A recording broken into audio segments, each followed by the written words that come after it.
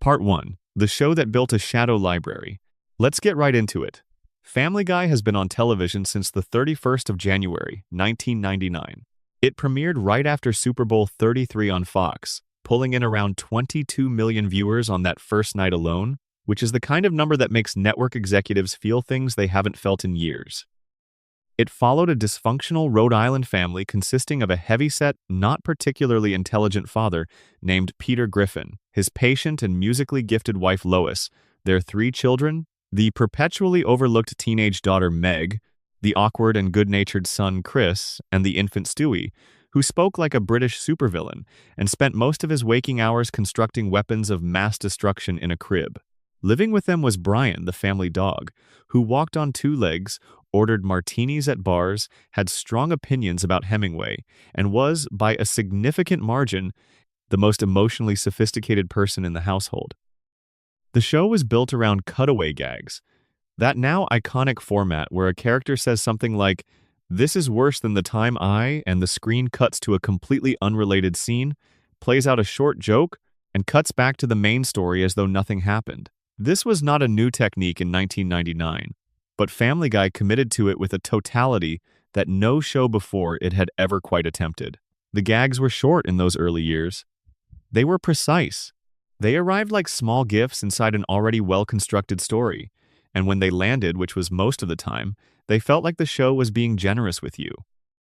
The writing team Seth MacFarlane assembled for those first 3 seasons included Chris Sheridan, Danny Smith, Gary Janetti, Ricky Blitt, Neil Goldman, Garrett Donovan, Matt Weitzman, and Mike Barker. These were people with real comedic instincts who helped shape an identity for the show that felt specific and owned. And MacFarlane himself was deeply embedded in every part of the operation. He voiced 4 of the main characters, Peter, Brian, Stewie, and Quagmire, and was involved in the writing, the animation direction, and the overall vision of each episode. When you watch those first 3 seasons, you feel someone steering. There's a point of view. There's a sensibility that holds everything together, even when the jokes are going in 10 different directions at once. That early version of the show got canceled twice. Fox moved it around the schedule in Season 2, putting it against Frasier on NBC on Thursday nights, which was roughly equivalent to putting a new diner next door to a restaurant that had been open for 15 years and had a loyal clientele. The ratings dropped. Fox moved it to Tuesday nights, where it got hammered by Who Wants to Be a Millionaire, which was in the middle of its brief but overwhelming cultural dominance. By the end of Season 3 in 2002, Fox canceled the show officially and without particular ceremony. The cancellation looked permanent. Shows that get canceled tend to stay canceled, and shows that get canceled twice tend to become cautionary tales that showrunners reference when pitching new ideas. But then Cartoon Network bought the rights to run the old episodes on their Adult Swim late-night block, paying almost nothing for them because the prevailing opinion at Fox was that the rights weren't worth much. The reruns began on the 20th of April, 2003. The audience response was immediate and extraordinary.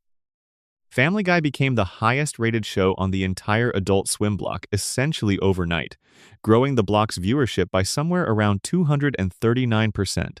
Simultaneously, the DVD releases of Season 1 and Season 2 sold over 400,000 copies combined, which was a number that made Fox reconsider whether they had been too quick to let the show go. By 2004, Fox had ordered new episodes. Season 4 premiered on the 1st of May 2005 as the anchor of the network's Animation Domination Sunday lineup, sitting alongside The Simpsons, King of the Hill, and a new MacFarlane creation called American Dad. The return was a genuine television event. Fans had waited 3 years. They showed up. But the show that came back was not quite the same show that had left. The 3-year gap had scattered the writing staff. New writers came in with different sensibilities and different ideas about what Family Guy was supposed to be. The cutaway gags got longer and more frequent. The characters began drifting slowly from their original definitions. And MacFarlane himself, now one of the most in-demand creative forces in Hollywood, started spreading his attention across a growing portfolio of other projects. Season 4 still felt mostly like the show people remembered. Season 5 had flashes of genuine brilliance alongside new problems that were just starting to become visible. By Season 6 and 7, those problems were harder to ignore. By season 8 and beyond, the original show and the version that continued airing were two different things, wearing the same face. All of that is a story for another time. Tonight's story is about something more specific. Because while the show was going through all of those changes, it was also accumulating something unusual, a shadow library. A collection of episodes that were made, finished, scored, animated, voice acted, and either never aired at all, or were pulled from the air so quickly that most of the audience never knew they'd been shown. Content that existed in modified versions depending on whether you were watching on broadcast television, on cable syndication, on DVD, or in a different country entirely. Moments that were altered between their original broadcast and every subsequent showing. A whole parallel version of the show that ran alongside the official record and was, in almost every case, more interesting than what ended up on the air. And then there are the mysteries. The questions inside the show's mythology that have never been satisfactorily answered. The coincidences between fictional content and real-world events that are too precise to dismiss easily. The decisions that no one can fully explain. The stories that weren't supposed to exist, the stories that were supposed to stay hidden, and the stories that found their way to audiences through whatever gaps opened up between what a network decided to allow and what the world decided it wanted to see. That's what tonight covers. All of it. Every banned episode, every censored scene, every strange coincidence, every unsolved puzzle. If you're settling in for sleep, let the details drift over you at whatever pace they want. And if you're somewhere in the world right now wondering whether anyone's going to cover this comprehensively, you're in the right place. Drop a comment and tell me where you're watching from and what time it is there. I love knowing where these videos reach. Part 2. When You Wish Upon a Weinstein, the episode Fox sat on for 4 years. The first time Family Guy made something that Fox decided they couldn't put on television, it was the year 2000. The show was barely a year old. Season 2 was running. And a writer named Ricky Blitt delivered a script that, in the context of everything Family Guy had already done, was not obviously the most dangerous thing the show had ever attempted. Peter Griffin loses the family's emergency savings to a con artist who sells him volcano insurance. This is the kind of premise the show had already established as its home territory, Peter being credulous and financially irresponsible, the family scrambling to deal with the consequences. He needs to recover the money. And in the process of trying to figure out how to do that, he hears his neighbors, Cleveland and Quagmire, talking about how they've each been helped by men with Jewish-sounding names, an accountant, a lawyer, a financial manager, and walks away having processed that conversation in the most reductive way imaginable. Peter Griffin, who had never displayed the intellectual architecture necessary for critical thinking about anything, concluded that Jewish people have a special innate talent for handling money and that what he needed was a Jew. The comedy was constructed around Peter's stupidity being the target of the joke. That was the whole architecture. Peter wasn't a sneering bigot drawing on hatred. He was a credulous fool processing a stereotype as literal fact the way a child processes anything they're told without having the tools to question it. The episode was supposed to work by showing how ridiculous Peter's reasoning was, by watching the plan fall apart, and by having Lois deliver the episode's clear thesis at the end. That success in life has nothing to do with religion, and that Peter's entire framework was wrong. MacFarlane took extra steps to cover the episode's bases. He showed the script to 2 rabbis, both of whom read it and approved it on the grounds that Peter learns the right lesson by the conclusion. He pointed out publicly that around 70% of the show's writing staff at the time were Jewish, which included Ricky Blitt himself, the writer of the episode. The actor Ben Stein, who was cast as the rabbi character, was also Jewish. The episode featured a Jewish accountant named Max Weinstein as a dignified, capable, and decent person who was basically just baffled by the Griffin family's chaos. The stereotypes that Peter operated on were explicitly shown to be wrong by the episode's own internal logic. None of that persuaded the Fox executives who saw the finished episode. Their concern was about the gap between intent and reception. They weren't disputing that the episode intended satire. They were worried that satire doesn't land cleanly for everyone who encounters it. They were worried that a portion of the audience would watch Peter sing a heartfelt musical number about needing to find a Jewish person to manage his finances and take the stereotype at face value rather than understanding that the show was lampooning the existence of the stereotype by filtering it through the least sophisticated mind imaginable. The risk calculation said, pull the episode. The musical number was called I Need a Jew.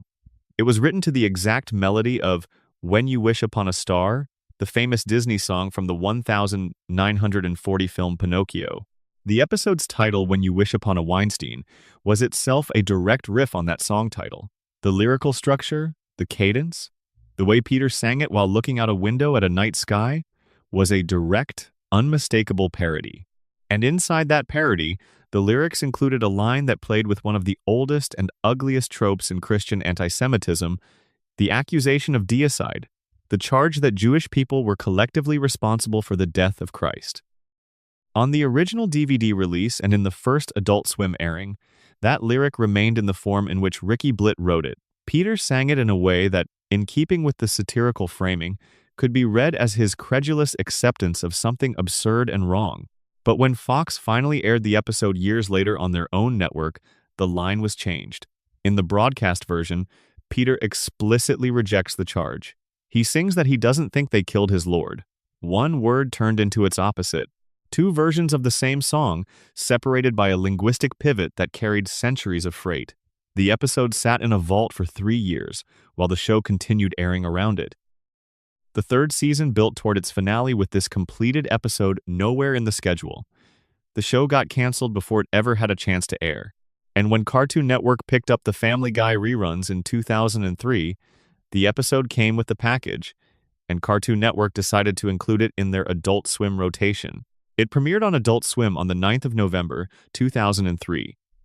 Before it ran, Seth MacFarlane appeared in a filmed introduction that he clearly had fun writing.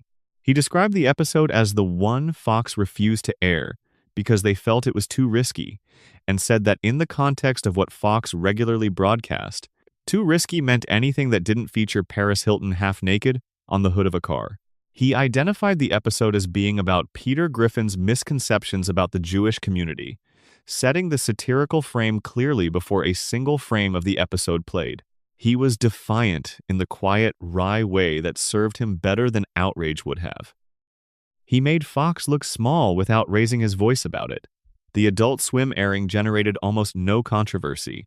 The storm that Fox had predicted didn't materialize. Critics who watched it generally concluded that the episode was doing what MacFarlane claimed it was doing, satirizing stereotypes through the filter of Peter's bottomless credulity rather than endorsing them. The show eventually aired on Fox itself on the 10th of December 2004 in a version edited slightly for broadcast standards and passed through without incident. But the story of the episode wasn't quite finished, because there was a lawsuit waiting inside it. The Bourne Company, a music publishing house that held the rights to When You Wish Upon a Star, watched the various airings of the episode with growing displeasure. In October of 2007, they filed suit against Fox and Seth MacFarlane, arguing that I Need a Jew constituted copyright infringement. Their argument was specific. They claimed that the parody had damaged the reputation and market value of the original song. Their attorney argued that the structural similarity between the two songs, the melody, the way Peter sang out a window toward the stars, even the episode's title demonstrated beyond any reasonable doubt that Family Guy was deliberately trading on the dignity of one of the most beloved songs in the Disney catalog. The case was decided in 2009 in favor of Family Guy. The judge found that I Need a Jew was clearly a parody of the original, that it used no more of the source material than was necessary to make the parody recognizable as a parody, and that it had no meaningful effect on the value or market for the original song. The parody defense, one of the most robustly protected categories in American copyright law, held up perfectly. The lawsuit was dismissed. Looking at the whole episode's history now, what's striking is not the controversy itself, but what it reveals about the institutional machinery that surrounded Family Guy from the beginning. Here was a show built on the idea that nothing was off-limits, that irreverence was the whole point, that the willingness to go to uncomfortable places was what distinguished it from everything else on television. And yet the first time it made something that touched a specific kind of cultural sensitivity, the network that was broadcasting it looked at the finished product and decided they needed to protect themselves by hiding it. The protection held for 3 years, and then it didn't hold at all. And the episode aired and nothing terrible happened, and everything Fox had been protecting itself from turned out to be the shadow of a concern rather than the concern itself. That pattern, the preemptive protection that turns out to have been protecting against something that never materializes, is going to repeat itself throughout this story.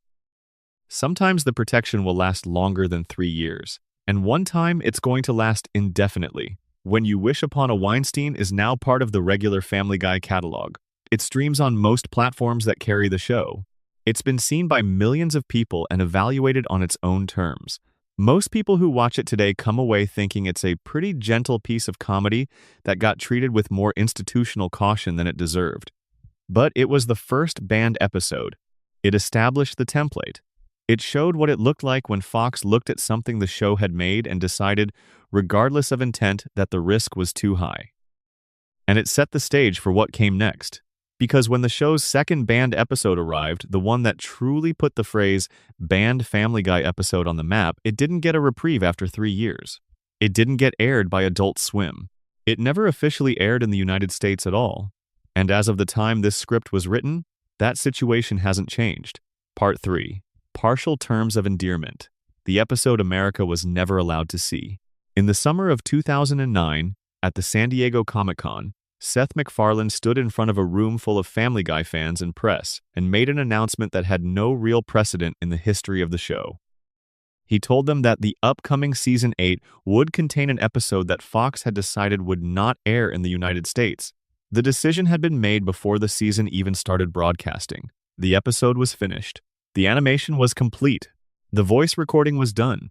The episode existed as a fully produced, professional piece of television, and it was simply not going to be shown to the American audience on any network. Not on Fox during the original run, not on Adult Swim in syndication. The network had asked Cartoon Network not to carry it, and Cartoon Network had agreed. The episode was called Partial Terms of Endearment. It was written by Danny Smith, one of the show's long-serving writers, and directed by Joseph Lee, and its subject was abortion. The premise begins at a college reunion.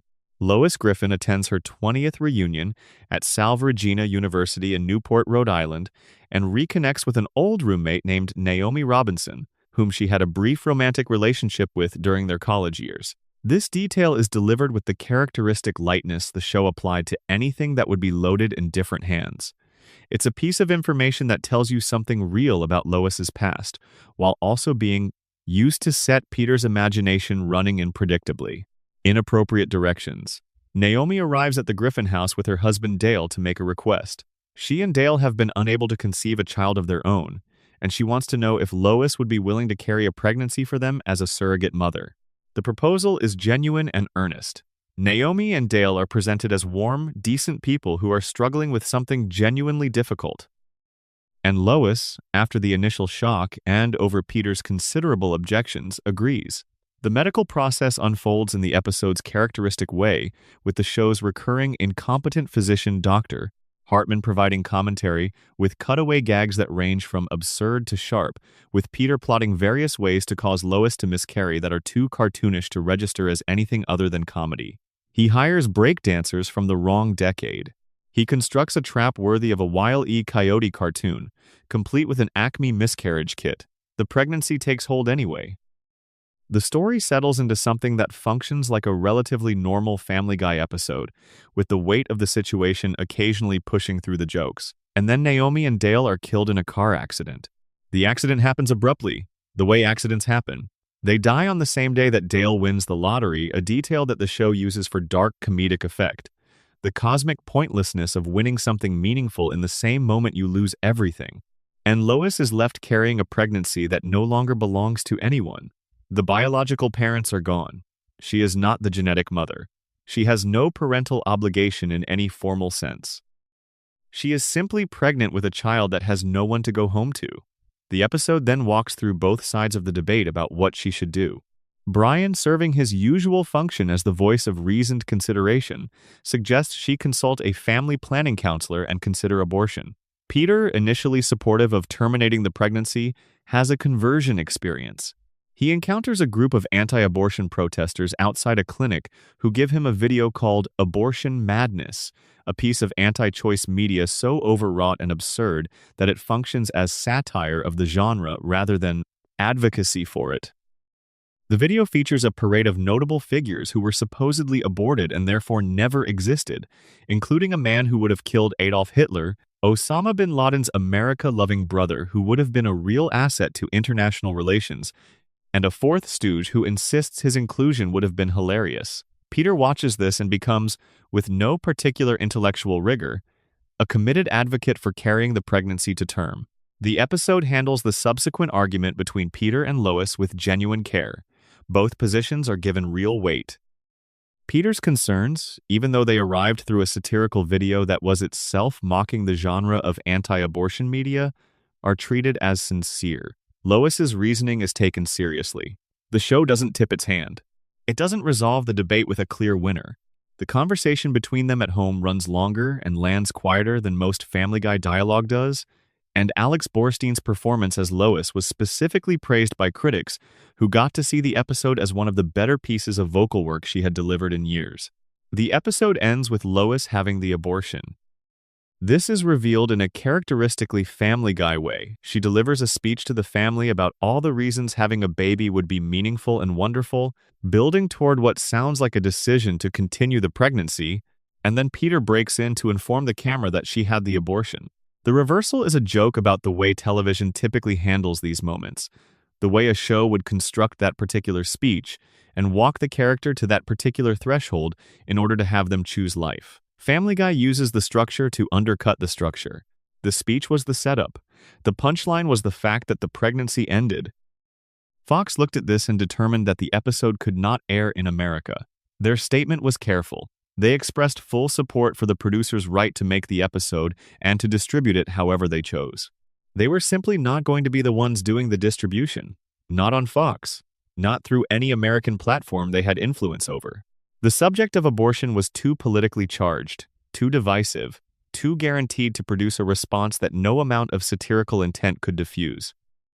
Whatever the episode was trying to say, or to avoid saying by presenting both sides, the very fact of its existence as an episode about abortion on a primetime animated comedy was more than Fox was willing to put in the line of fire. The decision was announced at Comic-Con in 2009, which is an interesting choice of venue for it. Comic-Con is a space filled with enthusiastic fans who had come specifically to see and hear things about the shows they loved. Announcing the ban there was either a calculated move to generate maximum buzz through the most sympathetic possible audience, or a piece of timing that the show's team accepted without strategizing too hard about. Either way, the announcement landed in a room that was already paying attention, and the information spread from there at whatever speed these things traveled in 2009.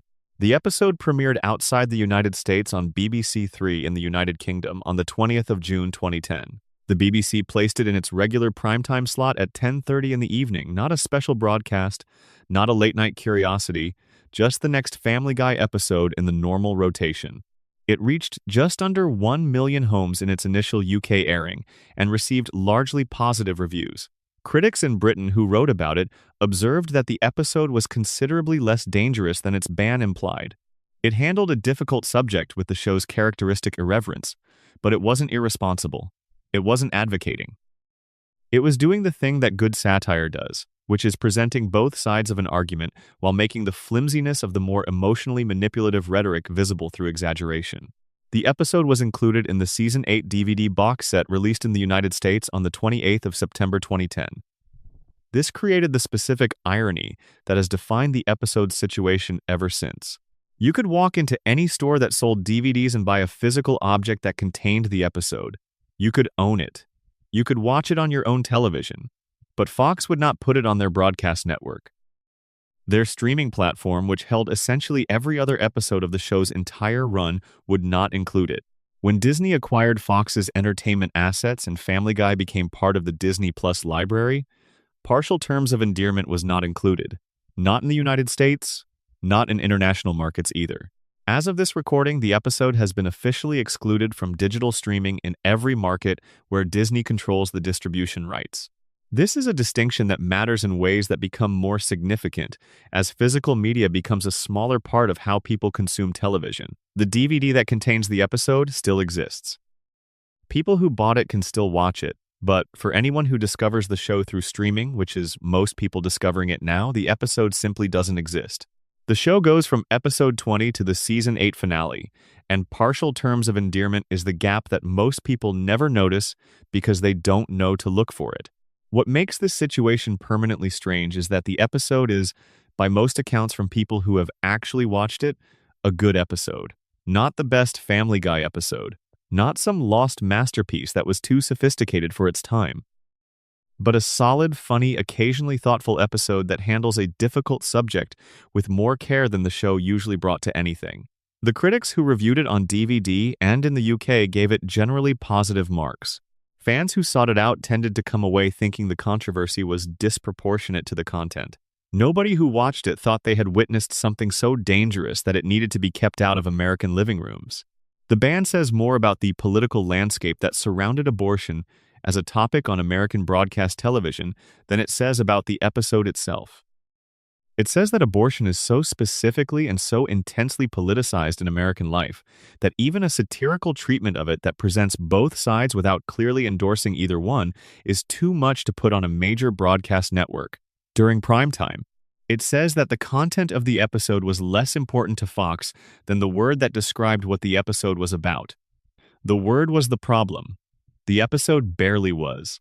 MacFarlane, in an interview after the situation had settled, expressed surprise that Fox hadn't eventually changed their minds and aired it the way they had eventually changed their minds about When You Wish Upon a Weinstein.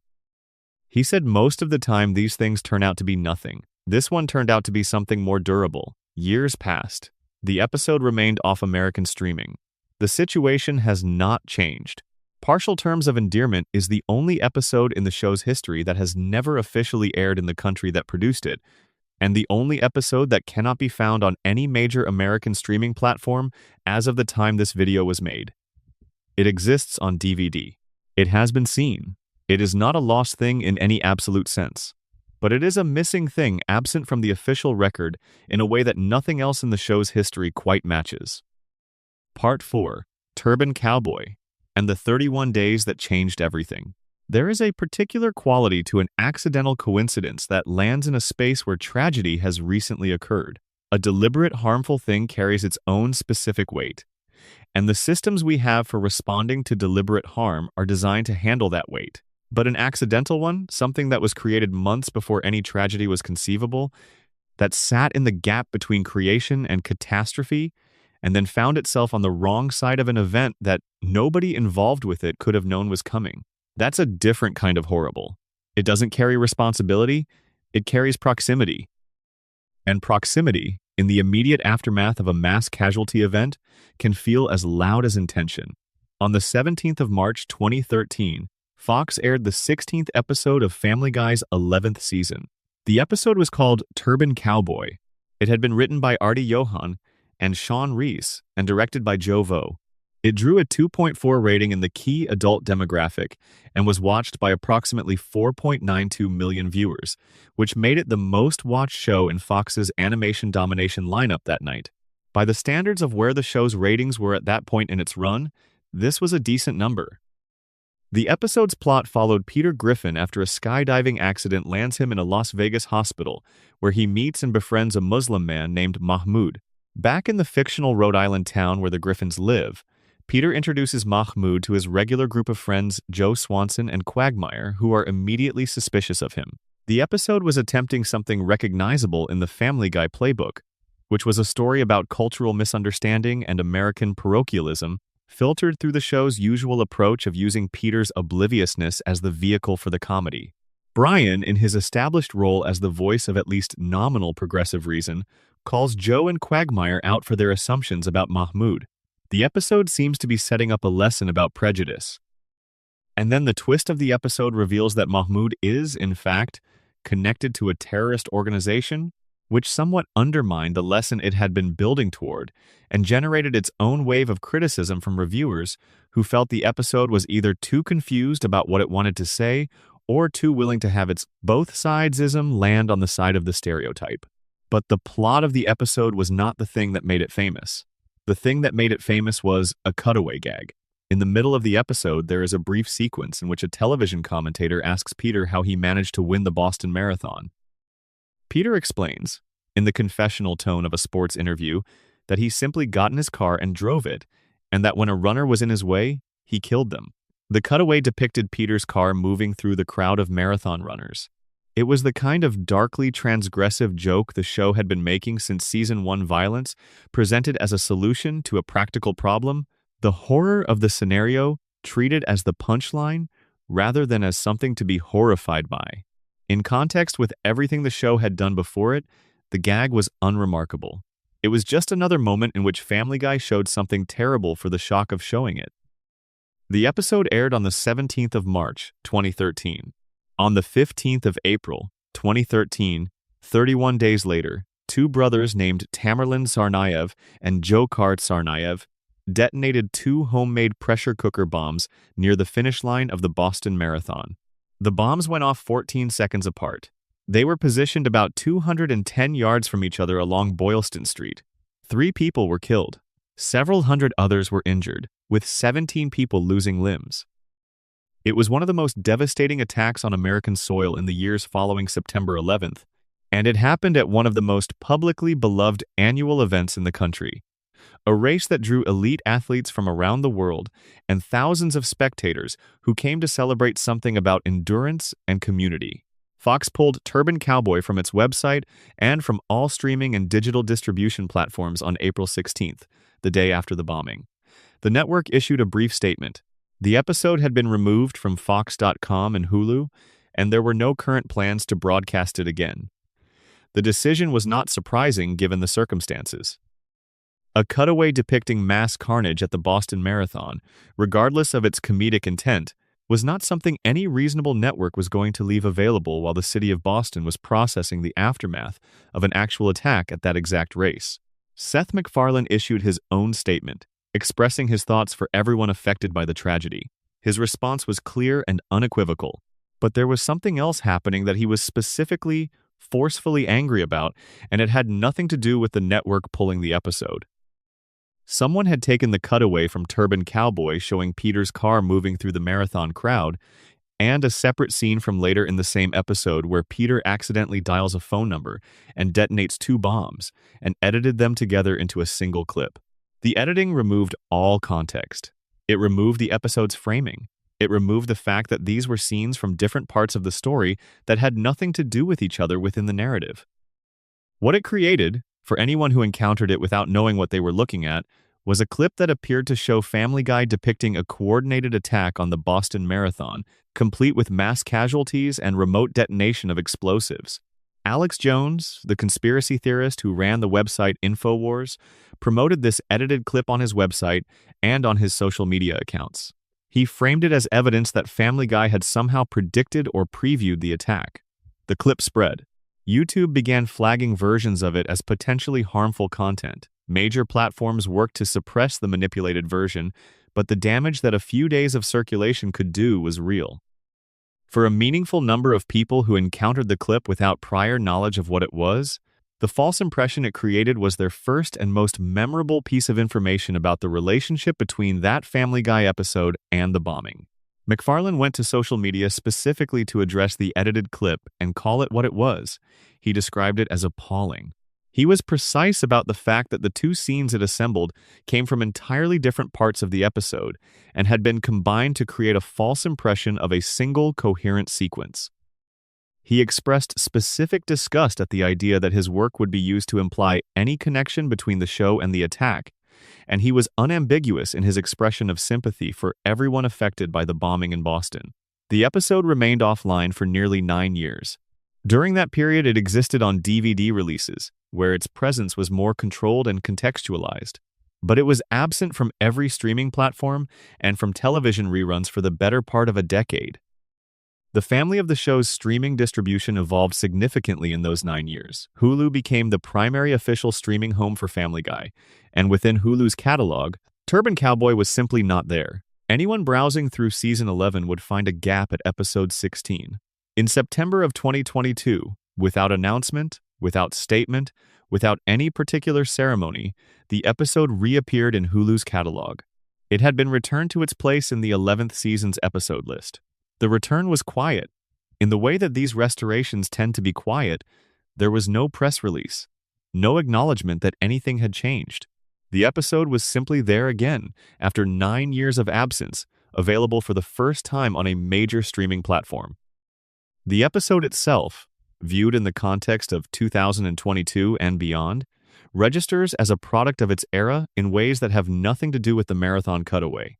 The plot construction, the idea that a Muslim character who seems friendly and genuine will turn out to be connected to terrorism, attracted criticism from critics at the time of its original airing that had nothing to do with the subsequent bombing. Kevin McFarland at the AV Club gave it a grade of D, describing it as an episode that felt like it had been made in 2002 and left on a shelf for a decade, completely unaware of how uniformly it depicted Middle Eastern characters as threats. The satirical intent of the episode and the pattern it ended up reinforcing were genuinely in conflict with each other, and the conflict wasn't resolved by the episode structure. But none of that is the part anyone remembers. What people remember is the timing, the marathon cutaway and the marathon bombing, separated by 31 days, the cartoon and the reality occupying the same geography. A fictional Rhode Island family who regularly referenced Boston and the surrounding region because that's where the show was set, and an attack that happened at the most famous sporting event in that region. There is no meaningful causal connection between the cutaway and the attack. The writers of Family Guy were not time travelers. The bombers were not inspired by a cutaway from an animated comedy.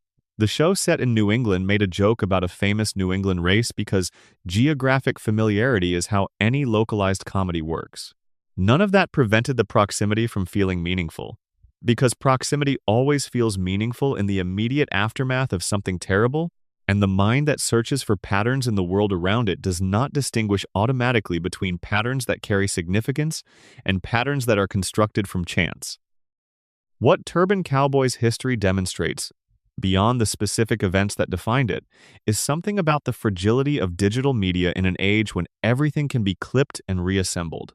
The edited version that circulated after the bombing was not a sophisticated deepfake. It was not technically complex. It was 2 scenes from the same episode placed next to each other, with the episode's framing removed. And yet the impression it created spread faster than the correction, reached more people than the clarification, and lodged more firmly in memory than the accurate account. This was 2013. The mechanics were simpler then than they would become. But the pattern they traced was one that would become an increasingly prominent feature of how information moved through the world in the years that followed. Part 5. 420. And the country that banned Family Guy entirely. There is a specific pleasure in discovering that a cartoon about a heavyset, beer-drinking man in a fictional American suburb somehow became the subject of an official government press conference by a South American head of state. It's the kind of thing that sounds like a joke someone made up. It's the kind of thing that, once you realize it's real, makes you appreciate that the universe has at least a rudimentary sense of the absurd. Season 7 of Family Guy aired from 2008 to 2009. The 12th episode of that season was called 420, and it premiered on the 19th of April, 2009, the day before April 20th, which anyone familiar with cannabis culture will recognize as the annual counterculture holiday associated with marijuana consumption. The timing was not accidental. The episode's A-plot began with Peter accidentally killing Quagmire's beloved pet cat James while trying to pull a prank on it. The shaving razor went wrong. The cat was dead. Peter and Brian drove out to bury the body in the woods with the intention of telling Quagmire it had simply run away. On the drive back, they were pulled over by a police officer who completely ignored the bloodstains on Peter's clothing and the evidence of the recently deceased animal, but arrested Brian on the spot when he found a small quantity of cannabis in the car. Brian, facing criminal charges for marijuana possession, launched a public campaign to get cannabis legalized in the fictional town. He and Stewie collaborated on the campaign, which included a full musical number called A Bag of Weed, set to the melody of Me Ol' Bamboo from the 1968 film Chitty Chitty Bang Bang. The number was genuinely catchy, fully produced, and accompanied by a considerable amount of theatrical staging.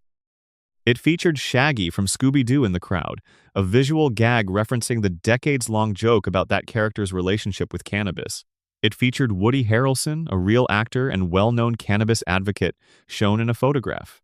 The song was joyful and committed and funny, And it was exactly the kind of production number that made you understand why the show's supporters defended it even as they acknowledged its problems. The campaign succeeded. Mayor Adam West legalized cannabis in the fictional town. The population celebrated. And then Lois's father, Carter Pewterschmidt, who was losing money in his timber business now that hemp was being used to manufacture paper and other products, bribed Brian to reverse his position by agreeing to publish Brian's long-gestating and universally terrible novel with an Oprah sticker on the cover. Brian, whose integrity had been established by the episode as a core quality only to be immediately available for negotiation at the right price, accepted the deal. He and Stewie performed another number, this one making the case against cannabis, and the town's opinion shifted back. The drug was made illegal again. Brian's novel shipped in its millions and sold 0 copies. He had sacrificed everything he believed in for a book deal that produced nothing but critical ridicule. In the United States, the episode generated mild controversy from the Parents Television Council, who named a June 2009 rerun their worst TV show of the week for its emphasis on marijuana legalization. This was consistent with the PTC's general posture toward Family Guy, which they had placed on their list of worst primetime shows for family viewing in 2000, 2005, and 2006. The organization's complaints about the show were, at this point in the show's history, almost a predictable feature of the landscape, like weather. They complained. The show aired, life continued. In Venezuela, the reaction was something entirely different. On the 25th of September, 2009, 5 months after the American premiere of the episode, Venezuela's Justice Minister, Tarek El Aissami, made a public statement about Family Guy. He specifically cited the A Bag of Weed musical number as content that promoted cannabis use and was unacceptable for broadcast in the country. He placed the episode within a larger political framework, describing it as an example of how the United States used cultural products to undermine the anti-narcotics policies of Latin American nations. Under the government of President Hugo Chavez, Venezuela was running an aggressive and publicly visible anti-drug campaign, and the image of animated characters performing a cheerful, fully staged musical number celebrating the joys of marijuana, while what appeared to be children watched from the audience, was not something the government wanted on local television. El Aissami directed all private Venezuelan television stations to immediately stop airing Family Guy. Stations were told that financial sanctions would be imposed on any broadcaster that continued to carry the program. Venevisión, one of the country's largest television networks, had been scheduled to broadcast an episode of the show. They pulled it and replaced it with an episode of Baywatch. They then aired public service films as a form of visible apology for having nearly broadcast content that could be interpreted as pro-drug. The government held a press conference at which clips from the A Bag of Weed sequence were shown as evidence. The absurdity of the situation becomes most vivid when you consider what El Aissami chose as his specific exhibit. The number he showed at the press conference featured Stewie Griffin, a baby, a fictional animated baby who is technically 1 year old, and whose defining character traits include building advanced weapons in his crib and attempting to murder his mother, performing a musical number in favor of cannabis legalization while wearing a top hat. The Venezuelan government was treating a sequence featuring an animated infant in a top hat as evidence of American soft power designed to subvert South American drug policy. The episode was not particularly inflammatory by any standard that people who watched Family Guy regularly would have applied to it. It wasn't the first time the show had engaged with marijuana as a subject. Brian had been established as a cannabis user since the earlier seasons. The episode's actual narrative arc, in which Brian's principled advocacy was revealed to be negotiable at the right price and the whole thing ended in humiliation, was arguably more critical of the pro-legalization position than promotional of it. The story didn't end with Brian triumphant. It ended with him having betrayed his own stated values for personal gain and gotten nothing in return. But the Venezuelan government wasn't interested in Brian's character arc. They were responding to an image. The image of a musical number. And in that specific context, a government running an explicit anti-drug campaign, encountering a piece of American entertainment that featured a lengthy, obviously joyful, highly produced song about how wonderful cannabis was, the image was the thing that mattered, not the narrative context surrounding it. The ban was implemented and Family Guy stopped airing on Venezuelan television. The duration and eventual resolution of the ban isn't entirely clear from the public record, but the incident itself stands as one of the more remarkable moments in the show's history with controversy. A primetime animated comedy about a fictional Rhode Island family triggered an international diplomatic incident with a South American nation because of a musical number performed by a cartoon infant. There is a separate thread to follow with the 420 episode, which is what it reveals about the specific way Brian was being used by the show during this period. The episode is frequently cited as one of the clearer examples of the show using Brian as a political mouthpiece. Brian's campaign to legalize cannabis was not constructed as a character-driven story in which his specific personality, history, and values led him naturally toward this position and this course of action. It was constructed as an argument for cannabis legalization, delivered through Brian because Brian was the character whose general intellectual posture made him the most credible vehicle for that argument. Critics who reviewed the episode at the time noted the preachiness. Even viewers who agreed with the pro-legalization position found something uncomfortable about the way the episode was structured, not because it advocated, but because it advocated without the self-awareness that the best Family Guy episodes brought to their social commentary. The early seasons had made political jokes that were cutting because they were smart. This episode made a political argument that was sincere, but shaped more like an after-school special than a sophisticated piece of satire. Brian's eventual reversal, trading his principles for the book deal, gave the episode something more interesting than a straightforward advocacy piece would have been. It introduced the show's ongoing critique of Brian's hypocritical self-image, the gap between who he claimed to be and who he demonstrably was. But even the reversal didn't fully neutralize the energy of the musical number that had preceded it. The song was too good. The production was too committed. The joy of it was too real. The walkback felt like an obligatory disclaimer, attached to a song that had already made its case. Part 6. Screams of Silence. The story of Brenda Q. The hardest kind of wrong. There is a difference between an episode that fails because it's lazily written and an episode that fails because it fundamentally misunderstands its own subject matter in a way that does something real and harmful with that. Misunderstanding. The first kind of failure is common. It produces bad television. The second kind of failure is less common and more disturbing. It produces something that gets things wrong about the world in ways that can affect the people who need accurate information about those things. The 10th season of Family Guy included an episode called Screams of Silence, the story of Brenda Q. It aired on the 30th of October 2011, written by Alex Sulkin and directed by Dominic Bianchi. The episode centered on Quagmire's sister Brenda and her relationship with her boyfriend Jeff, who hit her regularly and without apparent remorse, in public and in front of multiple witnesses, for any and all reasons that came to him in the moment. The premise alone signaled something unusual. Family Guy was not a show that approached domestic violence as a subject it intended to take seriously. It was a show where characters were hurt for comedic effect constantly, where violence was part of the physical comedy vocabulary, and where the show's treatment of women, particularly its treatment of Meg, had been trending in directions that were notably unkind. An episode announcing itself as a serious engagement with domestic abuse was, for this particular show, a significant departure. And the departure revealed something that the show's regular mode of operation had kept hidden, which was that the instincts required to handle something like domestic violence with genuine care and accuracy were not instincts the show had developed or particularly cultivated.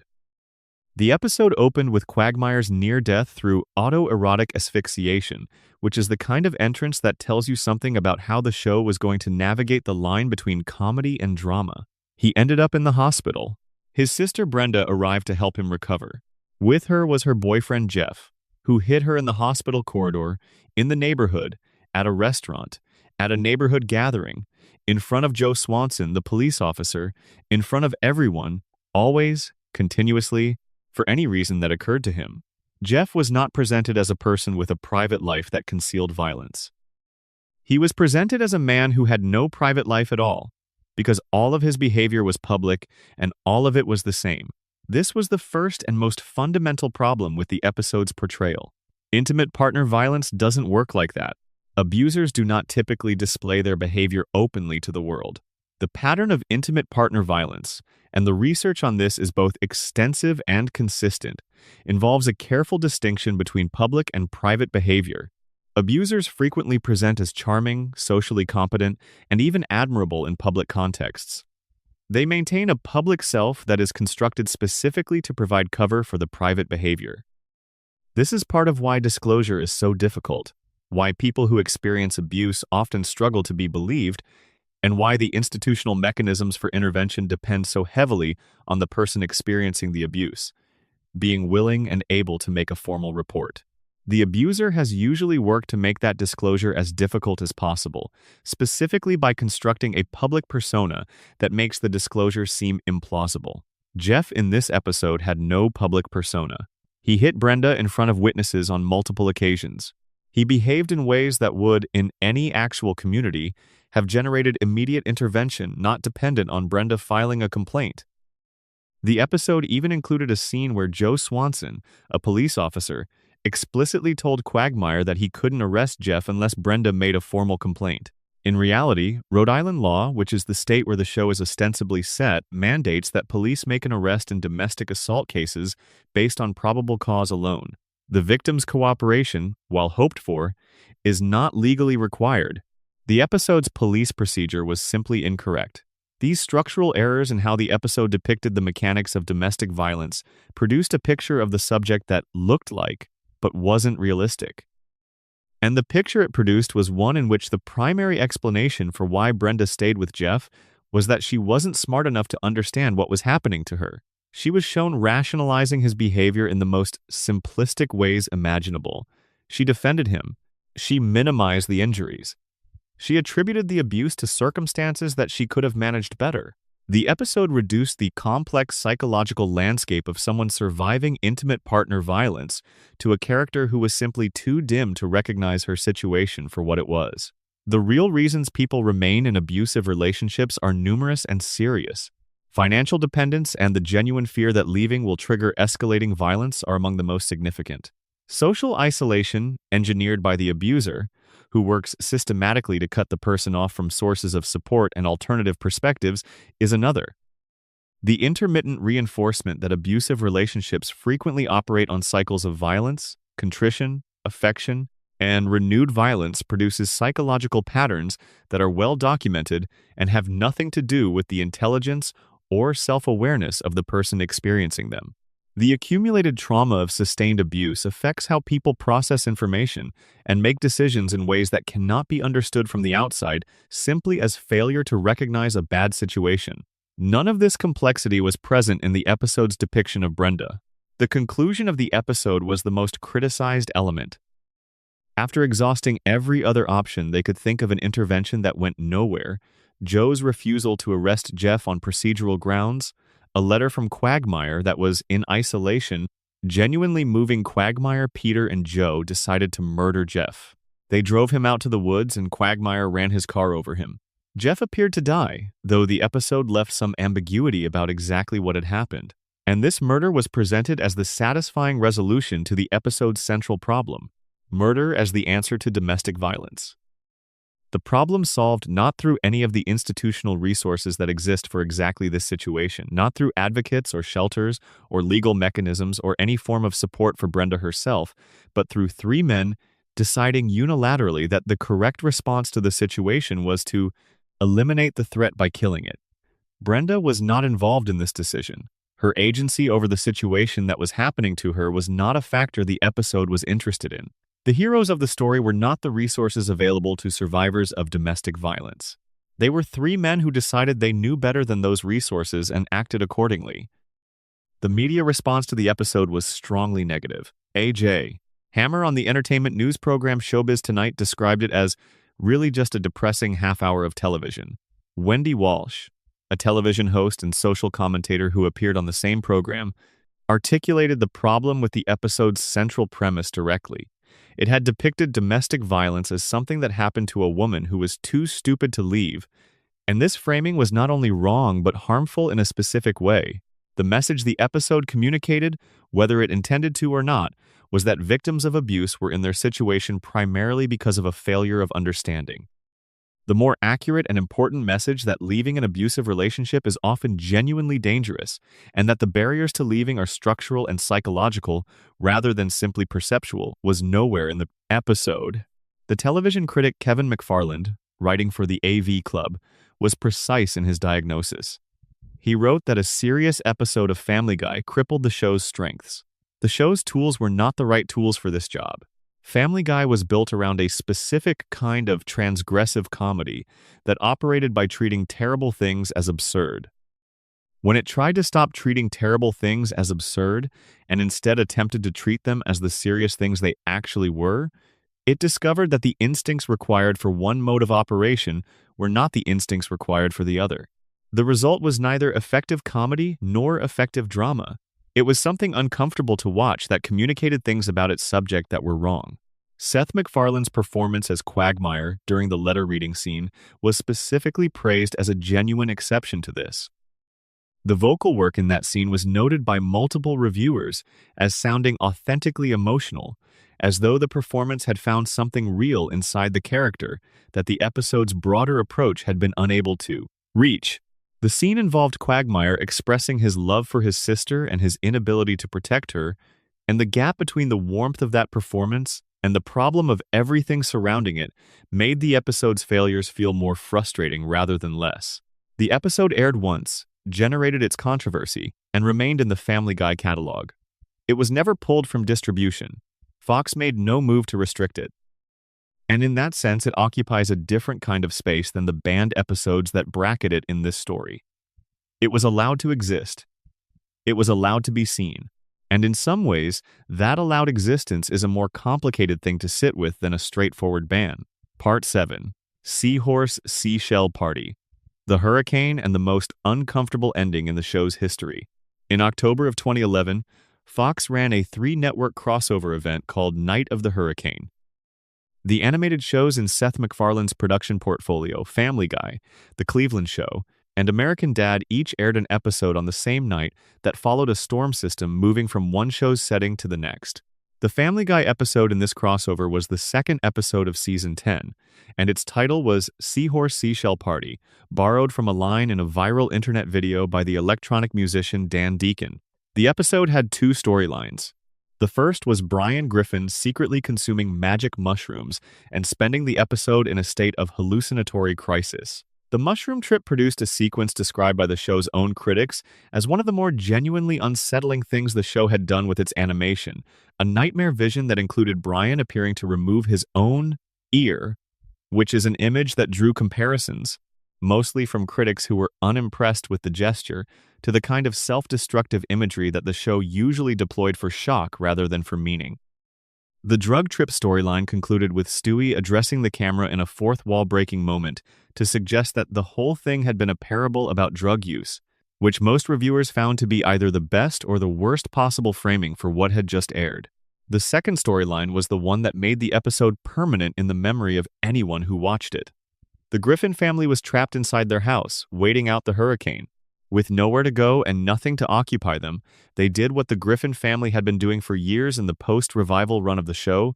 They found Meg and they pointed their collective frustration at her. Peter and Chris and Lois ganged up on her in ways that were, by this point in the show's run, established as the baseline condition of Meg's existence. And then something happened that fans of the show had been waiting for, in the way that you wait for something without consciously knowing you're waiting for it. Meg snapped.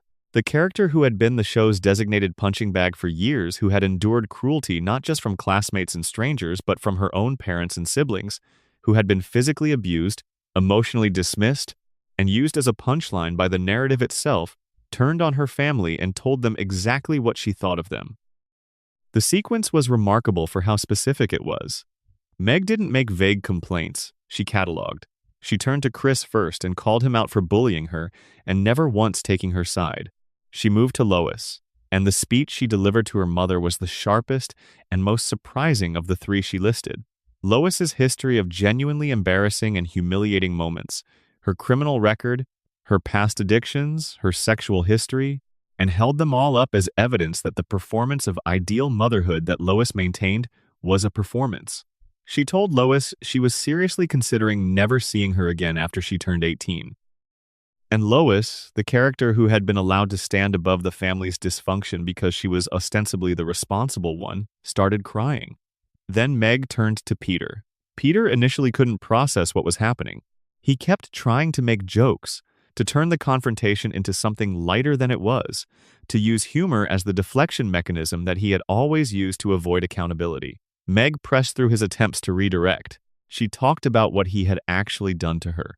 She talked about the physical abuse, the cruelty, the pattern of behavior that would be recognized as something serious if anyone outside the family ever witnessed it. She told him he would be in prison if the outside world could see how he treated her. And then she called him a waste of a man. The phrase landed. You could tell it landed because Peter's face changed. He stopped trying to deflect. He was genuinely hurt. He turned to Lois for support. But Lois was still processing her own confrontation, still sitting with what Meg had said to her, and she did not have it in her to defend Peter. Instead, she turned on him. Chris turned on Lois. The whole family fell apart. The dynamic that had held them together, Meg absorbing the abuse so that everyone else could direct their frustrations somewhere without having to turn them on each other, was gone the moment Meg took herself out of that position. And what was revealed without it was that the family had nothing else holding them together at all.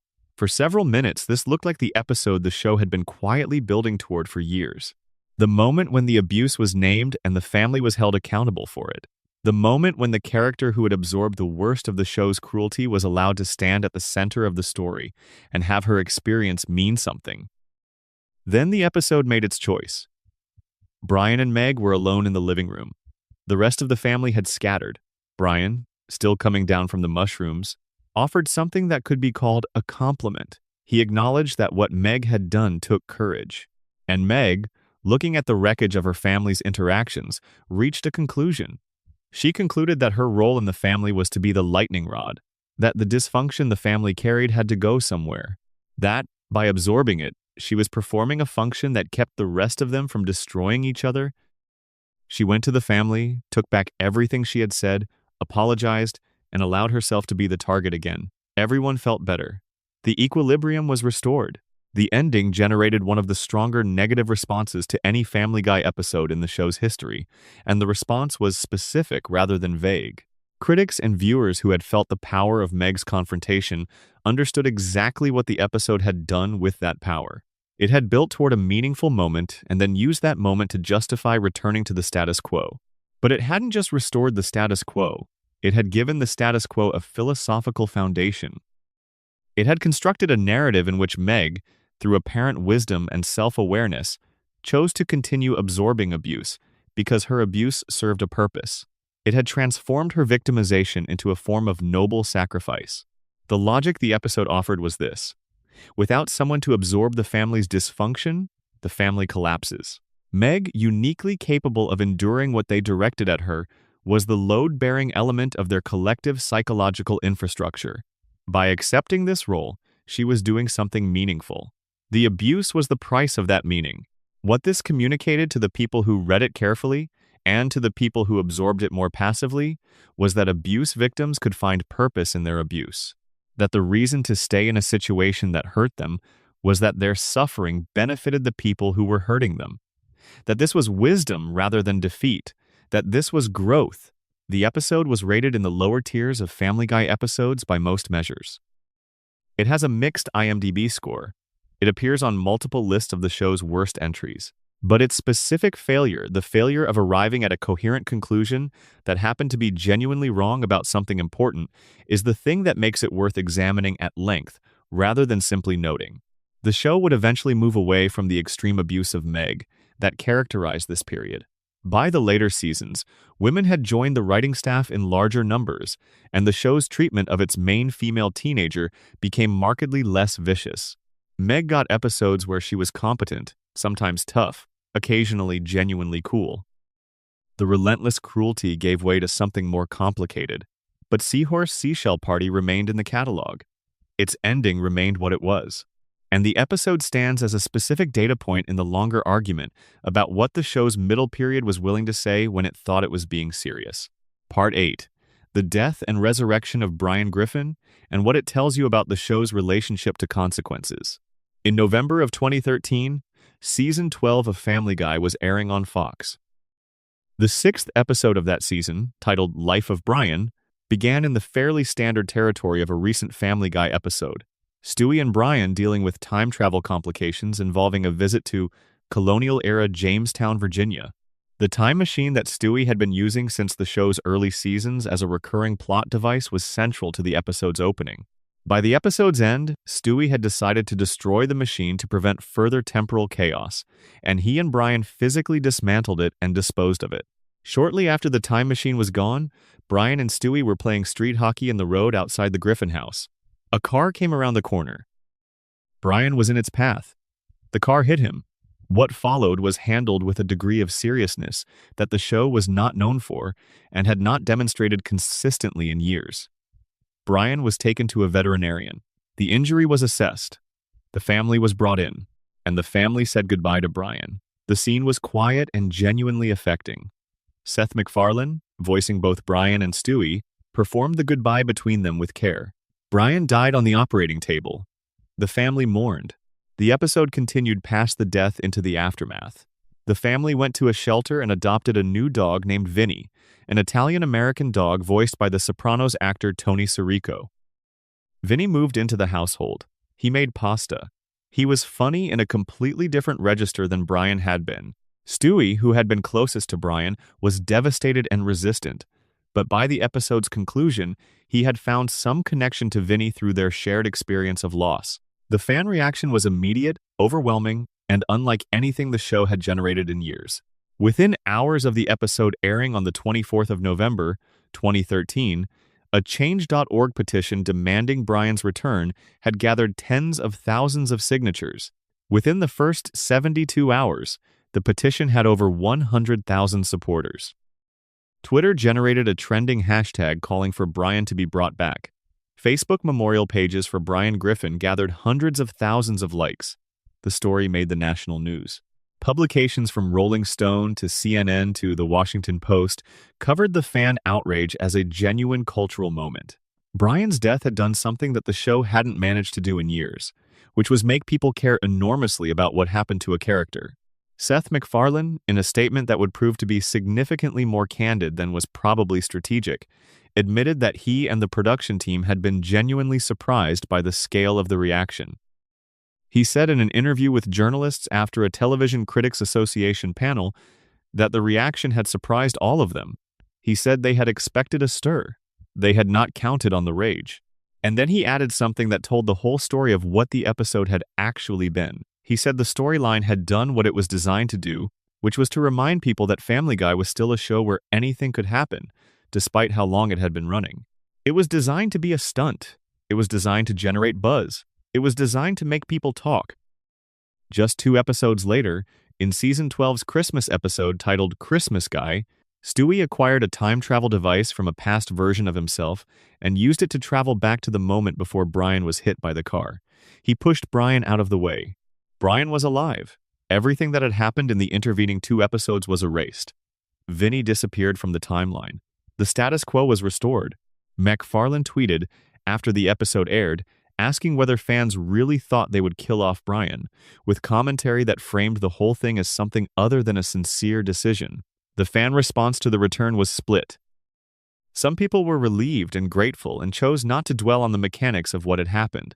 Others were specifically and articulately angry not that Brian had been killed, but that he had been brought back so quickly and so definitively, in a way that retroactively confirmed what the cynical reading of his death had always suggested. It had been a stunt. The grief the show had invited viewers to feel had been manufactured. The emotional investment it had asked for was requested in the service of a ratings play, and then the device that had extracted that investment was returned to its factory settings as though it had never been used. Brian's death and resurrection is one of the clearest examples in the show's history of what became one of its most fundamental structural problems. Family Guy, particularly in its later seasons, was a show that could perform the shape of consequences without accepting the content of them. It could do the thing that looked like a significant choice, a major character dying, a relationship breaking irrevocably, an event that should change the show's dynamics permanently, and then undo the choice in a way that communicated as loudly as the choice itself had communicated, that nothing on this show ever actually stuck. The Stewie Kills Lois two-parter from Season 6 had done the same thing, ending with the revelation that the whole story had been a simulation on Stewie's computer and that nothing had actually happened. The pattern was consistent. Big things could be dramatized. Major decisions could be staged. The audience could be invited to invest in an outcome. And then the reset button could be pressed, the status quo restored, and the story could continue as though the event that had just demanded emotional investment had been a kind of performance of stakes rather than actual stakes. What made Brian's death and return particularly revealing was that the timing of the return 2 episodes was too short to sustain any pretense that the decision had been made for creative reasons, that the show eventually found a way to walk back. 2 episodes was the window available for the stunt to generate buzz before the next major production cycle needed to resume with the regular cast. The production timeline was visible in the timeline of the storyline, and once you could see the production timeline and the storytelling timeline, you could see the whole machinery of what had actually been done. MacFarlane's own words confirmed it. He said it had been designed to remind people the show was still unpredictable. The death was a demonstration of unpredictability. The resurrection was the reset that allowed the show to benefit from the demonstration without accepting the consequences of the thing demonstrated. This is not a reading that requires particularly suspicious interpretation. The evidence for it is what MacFarlane said at a press conference. The show killed a major character to prove it could, and brought the character back because the actual death of a major character would have required the show to become something different. The proof of unpredictability was more useful than the unpredictability itself. Part 9. The Brian and Stewie Bottle episode, The Night a Cartoon Showed What It Could Have Been. Season 8 of Family Guy, which aired from 2009 to 2010, was a season in transition.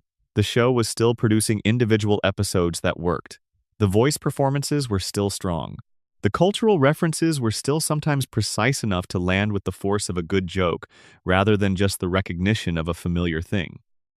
But the structural problems that had been building since the revival in 2005 were visible enough by this point that critics and fans were writing about them openly, and the show's own awareness of its critics was showing up in the episodes themselves, in the form of fourth-wall-breaking gags about the show's dependence on cutaway jokes and its awareness that it had been on too long.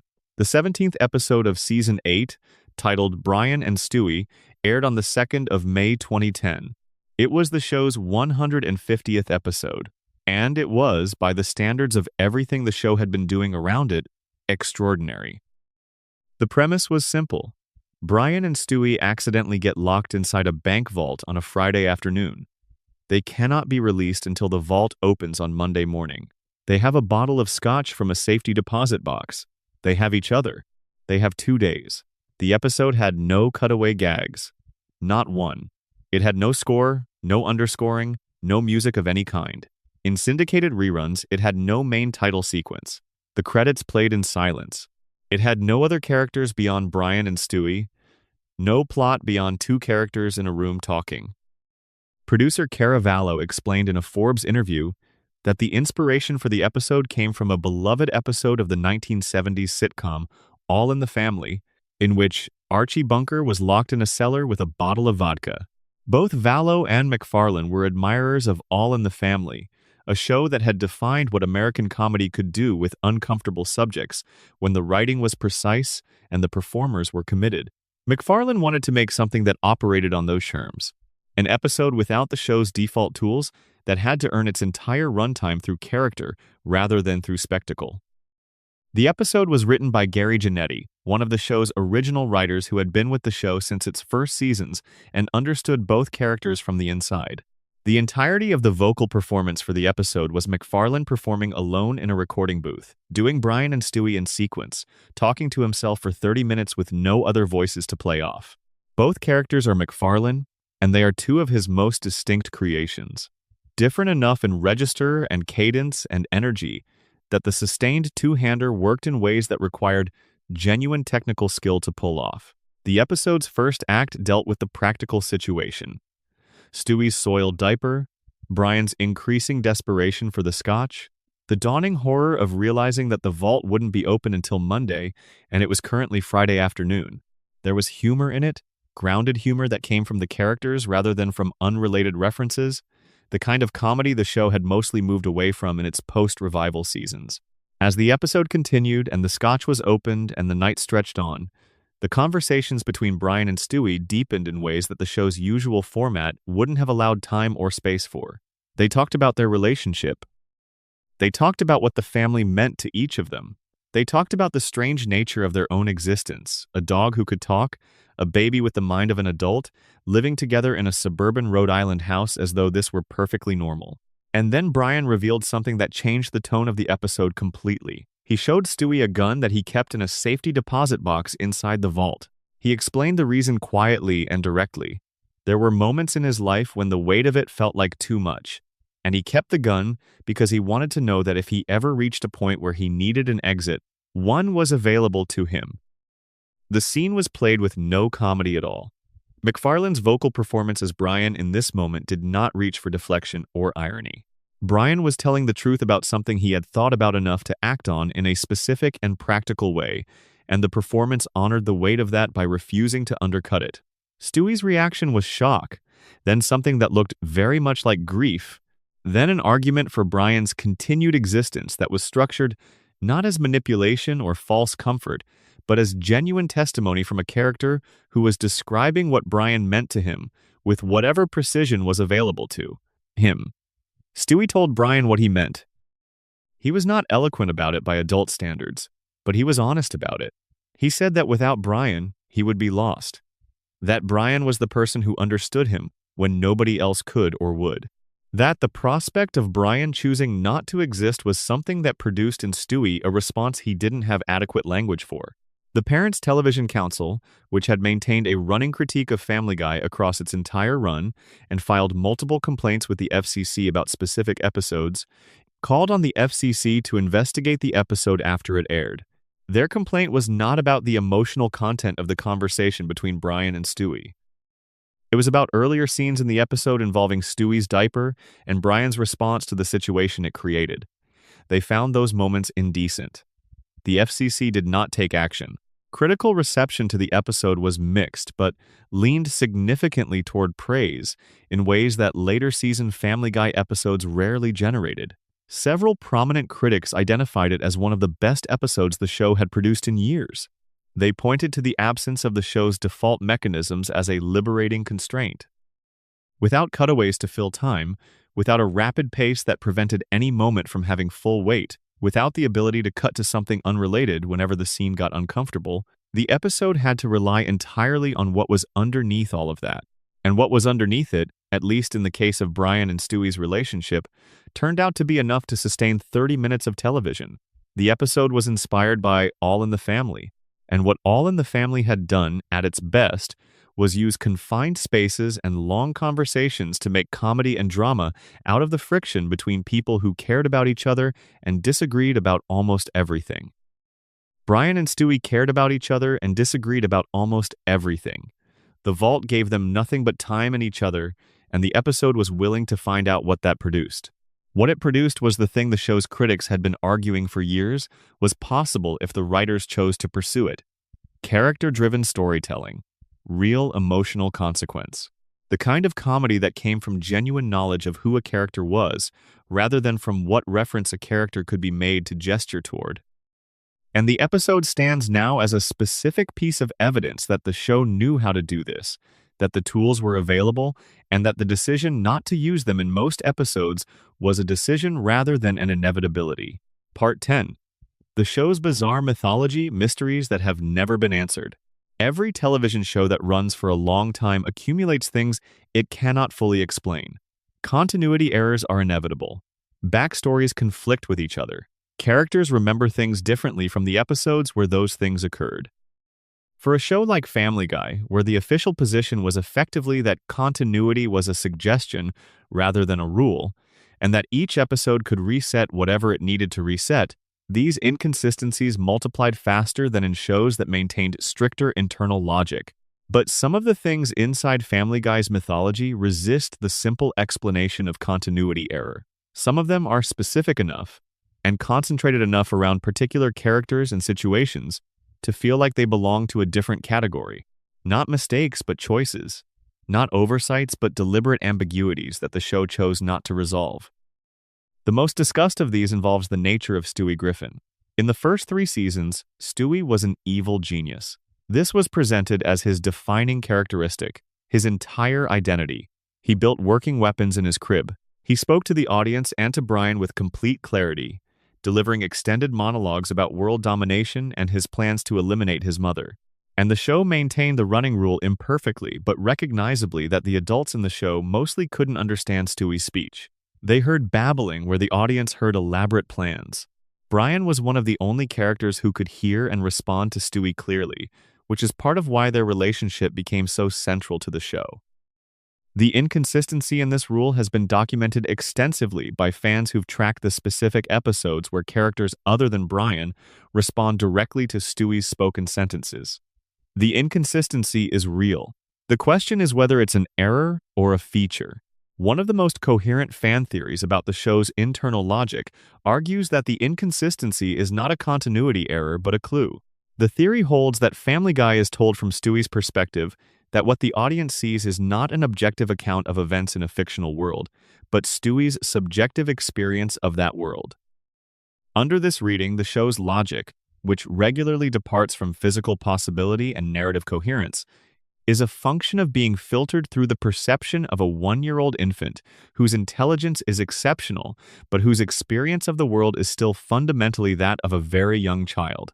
The cutaway gags, which often seem to operate on dream logic rather than on the cause and effect logic of normal storytelling, become the natural products of a consciousness that doesn't yet have the frameworks to organize experience into linear narrative. The theory can't be definitively proved from the text. No episode explicitly establishes it as the intended interpretation. But it has a coherence to it that is difficult to simply dismiss. The specific way that strangeness clusters around Stewie's involvement in scenes, the way the show's reality seems more malleable when he's at the center of it, the way the most surreal elements of the show consistently return to his perspective, all of this is consistent with the theory in ways that are hard to explain as accidental.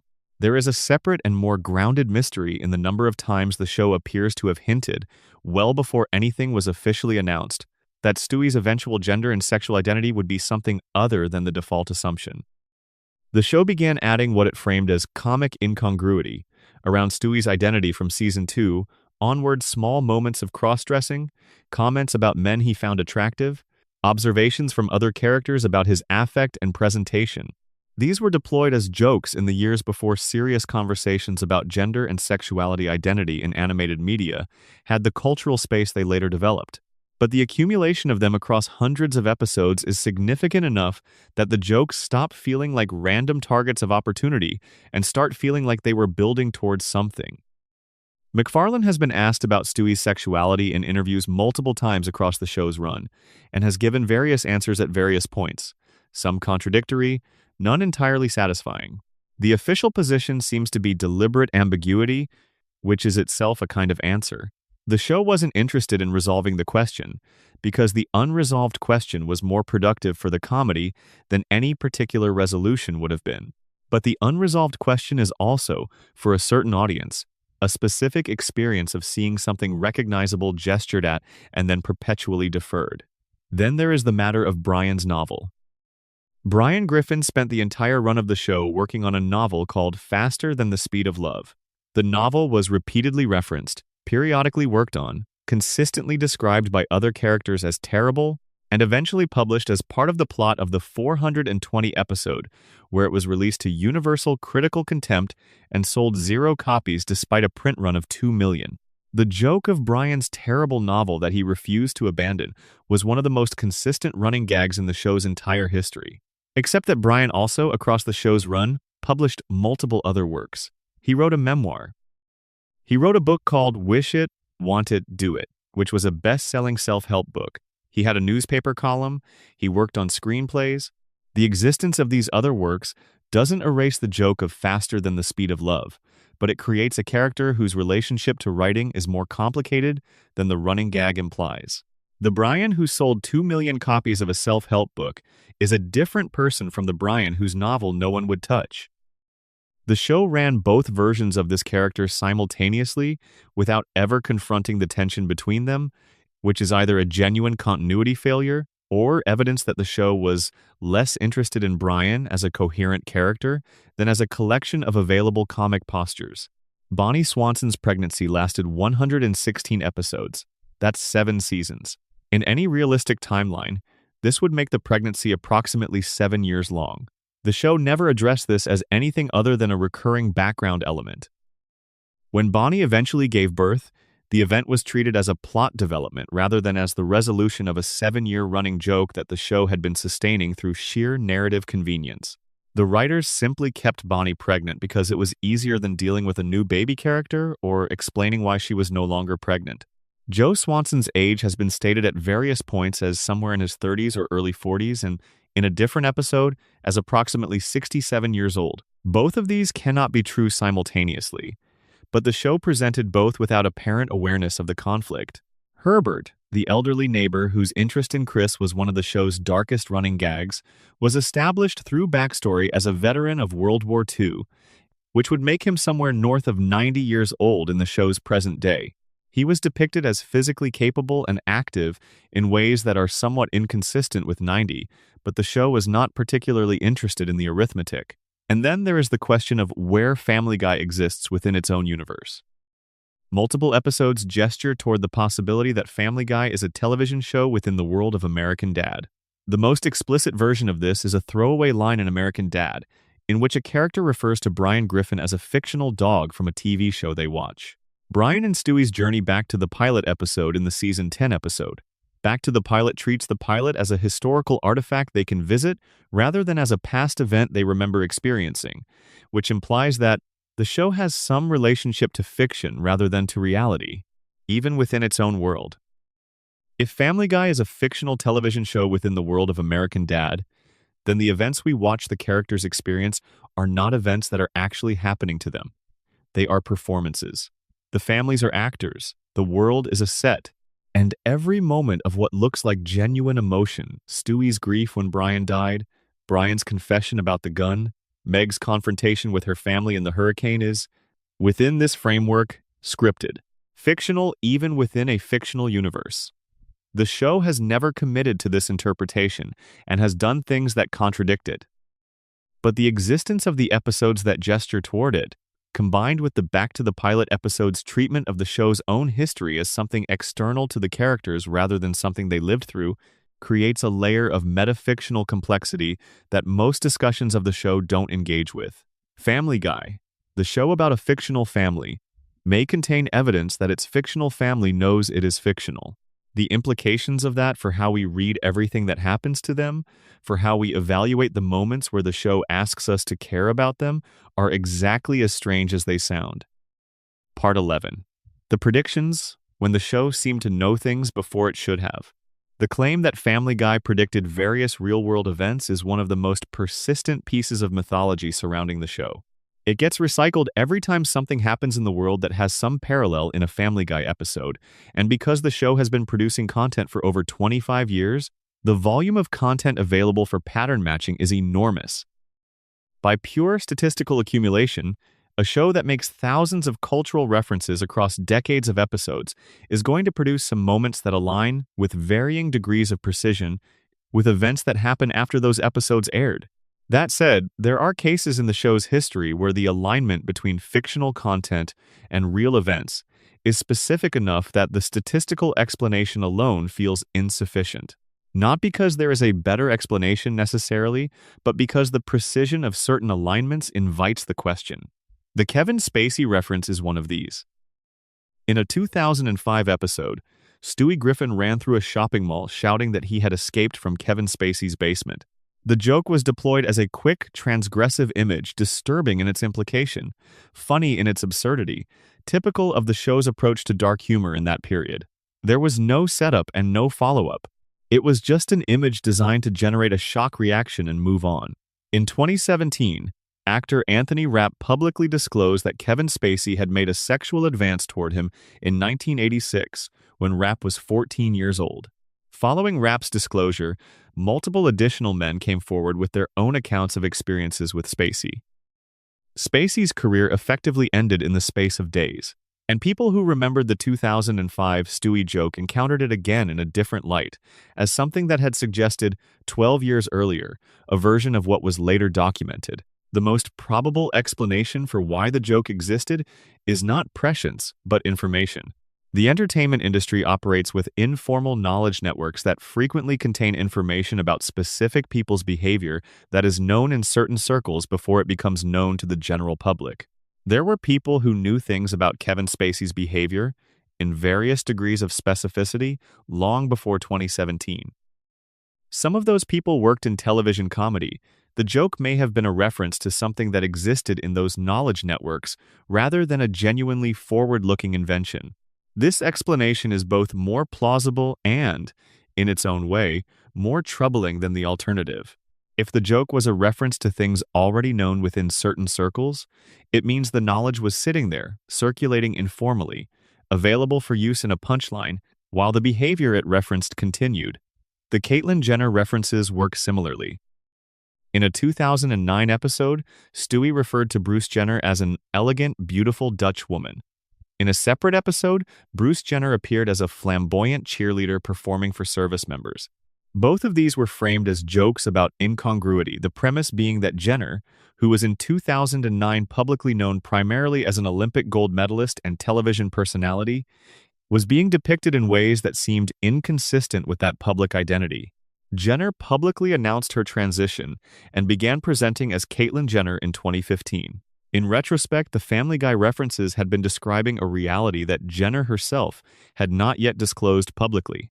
Again, the explanation that sits most comfortably with the facts is that there was information available in entertainment industry circles about Jenner's gender identity before it became public. The show reflected that information. The reflection looked like prediction only because the public timeline of Jenner's disclosure ran behind the timeline of what was apparently known in certain circles.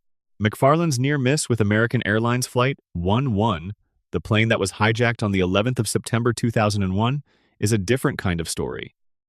McFarlane had a ticket for that flight. He was supposed to be on it.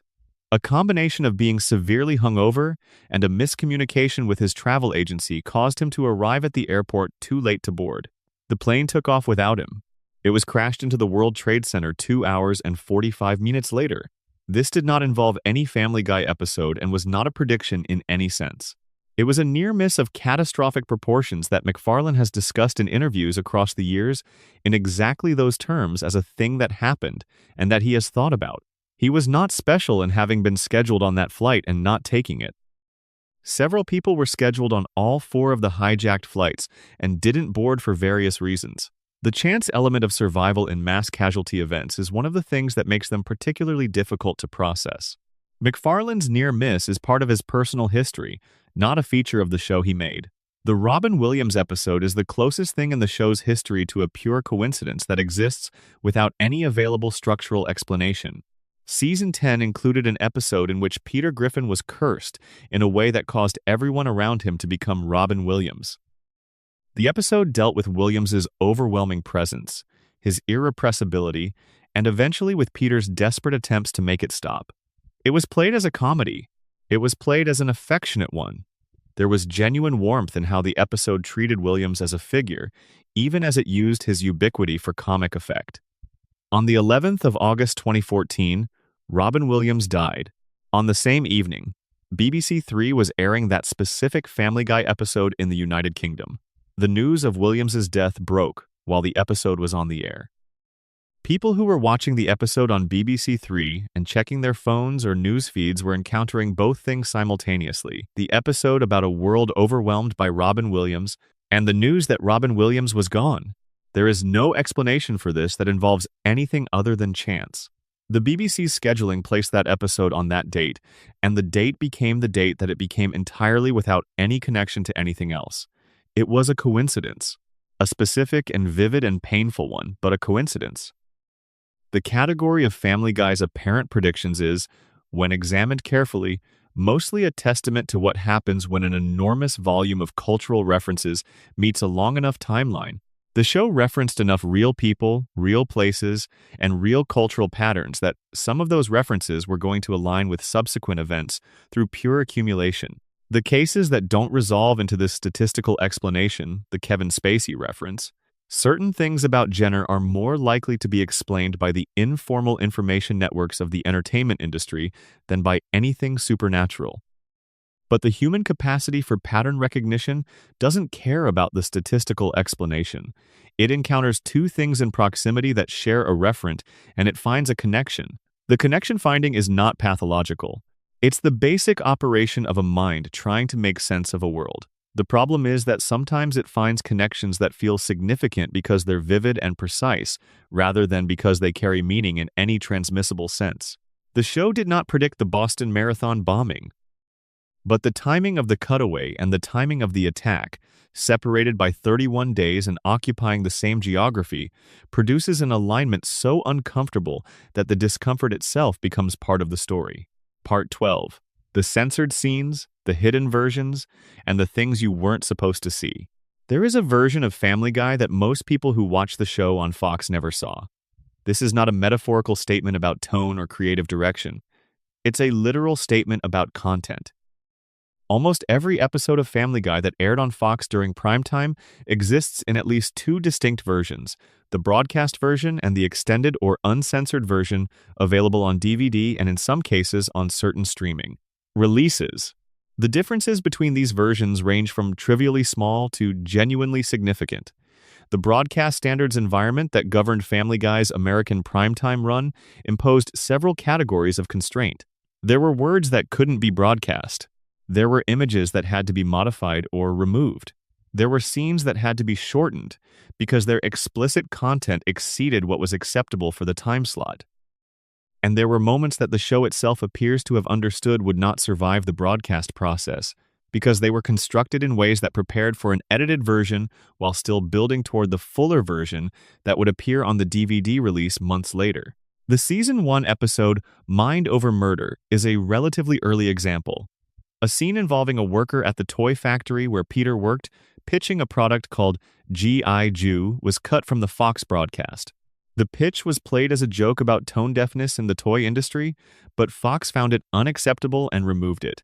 The scene was later restored in syndication on Adult Swim and appears on the DVD release. A separate scene where Peter drinks communion wine was also cut initially and later restored. The JFK Pez dispenser scene from a Season 1 episode depicted a young boy showing off Pez candy dispensers designed to resemble President John F. Kennedy and Robert F. Kennedy at what appeared to be the moment of their respective assassinations. This scene was cut from Fox airings and from Adult Swim airings and has been treated differently across releases without any single authoritative version being established. The scene existed. It was cut. Its restoration has been inconsistent. When You Wish Upon a Weinstein had its most controversial lyric rewritten between the DVD version and the broadcast version, as discussed earlier in this script. On DVD and in the original Adult Swim airing, Peter's song contained a line that played with an anti-Semitic charge about Jewish responsibility for the death of Christ. On the Fox broadcast, the line was inverted. Two versions of the same scene, separated by a pronoun carrying very different resonance. The episode Deep Throats from Season 4 featured a scene where Brian and Stewie enter the living room and find Peter and Lois in a state that clearly indicates they've been using drugs and have been engaged in activities beyond simply listening to music. In the Fox broadcast version, both Peter and Lois were shown wearing underwear. In the uncensored version available on DVD, they were fully nude, and additional dialogue was included that eliminated any ambiguity about what had been happening. The censored version relied on implication. The uncensored version stated it directly. Whether the implied version or the stated version was funnier depends on your specific sensibility about where that particular joke lands, but the existence of both versions performing different kinds of comedy is an interesting feature of the show's relationship to its own content. The Season 7 episode Not All Dogs Go to Heaven, which featured a storyline about Meg converting to born-again Christianity and the entire original cast of Star Trek, The Next Generation, being kidnapped by Stewie, had a scene removed after its initial broadcast. In the scene, Peter confronted William Shatner at a convention and asked him, with apparent reference to Shatner's character Captain Kirk drowning his wife in a Star Trek episode, Why He Was So Fat. The problem was that Shatner's actual wife, Noreen Kidd, had drowned in a real accident in 1999. The connection between the fictional reference and the real tragedy had not been caught in production, and once it was recognized, the scene was removed from all subsequent airings, streaming releases, and syndication packages. It was pulled from Hulu and iTunes, following a legal matter, and most subsequent versions of the episode don't contain it. This is a different category from most of the show's censored content. It wasn't removed because of broadcast standards or political sensitivity. It was removed because it made a specific joke that, in context with a specific real event, was inadvertently cruel toward a real person in a way that had genuine legal implications. The distinction matters. Most of what gets removed from Family Guy gets removed because it's considered too offensive or too politically risky. This particular scene got removed because it crossed a line that the show's general policy of irreverence doesn't actually authorize crossing the line between a fictional reference and the real death of a real person who had nothing to do with the show's comedy. Disney, which acquired Fox's entertainment assets and became the corporate parent of Family Guy's catalog, has applied its own layer of modifications. On the Disney Plus platform, episode titles that contained specific words deemed inappropriate for the platform's branding were altered. The word in certain title constructions was replaced or removed. These are trivial changes in content terms. The episode is still the same episode, but they reflect the ongoing process by which a show's catalog is maintained not as a historical record but as a living commercial product that gets adjusted to fit the context of wherever it's being sold. The result of all these modifications, across all these platforms and years, is a show where it is genuinely difficult to describe with confidence what any given episode contains without specifying which version you're discussing. The episode you watch on one streaming platform may not be the episode that aired on Fox in the same season. The version available on DVD may include scenes that have been removed from every streaming release. The original broadcast may have been altered in subsequent airings in ways that were never announced. Family Guy exists in multiple states simultaneously, like a text that never achieved a definitive edition. Each version is slightly different from the others. None of them is obviously the real one, and the cumulative weight of all the decisions that produce these different versions, the network standards, the broadcast regulations, the legal settlements, the platform-specific editorial preferences, the decisions of specific executives at specific moments, is itself a document of the relationship between a show and the systems through which it was delivered to the people who watched it. Part 13. Sarah Palin, the Down syndrome episode, and the show's complicated relationship with direct targets. Season 8 of Family Guy, which aired from 2008 to 2009, included an episode called Extra Large Medium. The episode featured a recurring storyline about Chris Griffin's newly discovered apparent psychic abilities. In the episode, Chris met and fell for a young woman named Ellen who had Down syndrome. Ellen mentioned, in what was clearly intended as a topical joke, that her mother was the former governor of Alaska.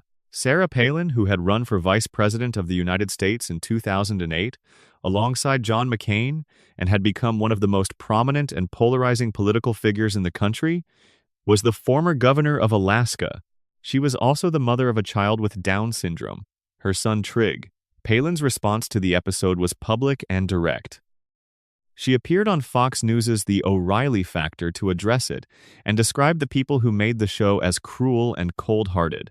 She made clear that she found the joke about a Down syndrome character claiming to have a mother who was the former governor of Alaska to be an attack on her and, more specifically, an attack on her son through the use of a character who shared aspects of his condition.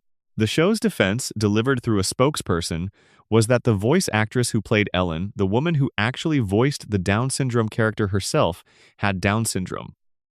The actress's name was Andrea Faye Friedman, and she gave her own public statement in response to the controversy. Friedman said with considerable directness that she thought Palin needed to get a sense of humor. She described herself as someone with Down syndrome who had grown up and had a life and a career and a perspective, and she did not appreciate the implication that people with Down syndrome needed to be protected from humor or satire. She found the episode funny. She had voluntarily performed in it. The exchange between Palin and Friedman was widely covered. It illustrated a recurring dynamic in the show's controversial history, the situation where the intended target of criticism and the person actually harmed by the content weren't the same person, and where the existence of a willing participant inside the potentially problematic element changed the ethical calculus in ways that were not simple to resolve. The show had clearly intended the episode's joke as a satirical reference to Palin, using a Down syndrome character to make a political point about a political figure who was known to have a child with Down syndrome. Whether that was a valid satirical move or a case of using a vulnerable population as a vehicle for a political point that was really about something else is a question that different people answered differently and continue to answer differently. What's notable is that Friedman's response cut through a significant amount of the conventional framing around the episode. The conversation about whether it was acceptable to make jokes about Down syndrome often proceeded as though people with Down syndrome were not present in the room and had no stake in how the conversation was being had. Friedman's public statement inserted herself into the room and said, essentially, "Don't speak for me." She had been part of making this thing and she found it funny, and she did not require protection from it. This did not resolve the question of whether the show's use of a Down syndrome character to score a point about a political figure was a clean satirical move or something messier. Those two things can both be true. Friedman's comfort with the material doesn't erase the question of whether the material was constructed responsibly, but it did complicate the conversation in ways that the simple framing of Family Guy targeted a disabled person for mockery didn't capture. The episode aired, generated its controversy, and remained in the catalog. No ban, no pull. The conversation happened around it while it continued to exist. Part 14. The show's relationship with its own legacy. What happens when a show runs longer than its ideas? By the time Family Guy reached its 20th season, Season 20 aired during the 2021 to 2022 television year. The show was averaging approximately 1.31 million viewers per episode in the key adult demographic. Compare that to the Season 4 return in 2005, which averaged around 7.9 million viewers. The audience had contracted by more than 80% over roughly 17 years of continuous production. The show was moved from its longtime Sunday night time slot at 9 p.m.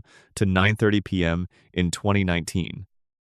In the 2023 to 2024 broadcast season, Fox made a more dramatic scheduling decision. Family Guy was removed from the Sunday animation domination block entirely and placed on Wednesday nights. This was the first time the show had aired on a weeknight since 2002, the year of its first cancellation. In the television industry, a move from Sunday night to Wednesday night is widely understood as a demotion. It signals that the network no longer considers you a marquee attraction that can anchor the most valuable viewing night of the week. Despite all of this, in April of 2025, it was announced that Family Guy had been renewed for 4 additional seasons in a deal with parent company Disney. The renewal would take the show through the 2028 to 2029 television season and include the show's 30th anniversary. Each season would consist of 15 episodes. The show was not just surviving. It was being guaranteed years of future production regardless of what the ratings were doing. The explanation for this apparent paradox, a show with declining ratings getting multi-year renewals, is economic rather than creative. Animated shows are less expensive to produce than live-action shows. There are no expensive sets, no large on-screen cast to negotiate contracts with, and the animation itself is done overseas. The voice actors record their lines in a booth, and the production operation is lean by network television standards. A show that costs less to make requires a smaller audience to justify its continuation. Beyond its live viewing numbers, Family Guy generates revenue from reruns on multiple cable networks and streaming platforms, from merchandise, from international licensing, and from its presence in the broader Disney Plus streaming library. The economics of the show's continuation do not depend primarily on how many people watch new episodes on Wednesday nights.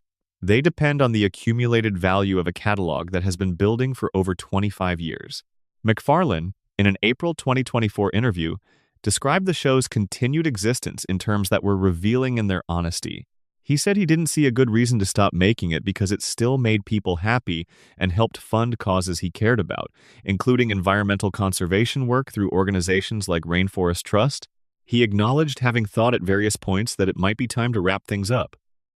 But he described the show as having reached what he called escape velocity, a point where it had been running long enough that there was no obvious logical endpoint, and the audience that remained was loyal enough that continuing made sense. He framed the show's continuation primarily in terms of financial utility and sustained audience demand, rather than in terms of creative passion or stories he was excited to tell. He mentioned no narratives he wanted to pursue, no character developments he was eager to execute, no directions the show was pointing toward that required more seasons to reach. This is a significant thing to hear from the person who created the show and gave it its original identity. It is not cynical exactly, it is honest in a way that corporate statements about beloved franchises rarely are.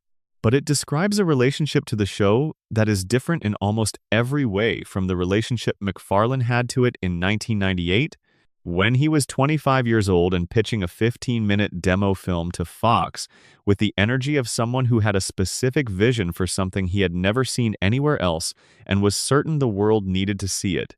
The show that was renewed for 4 additional seasons in 2025 is not that show.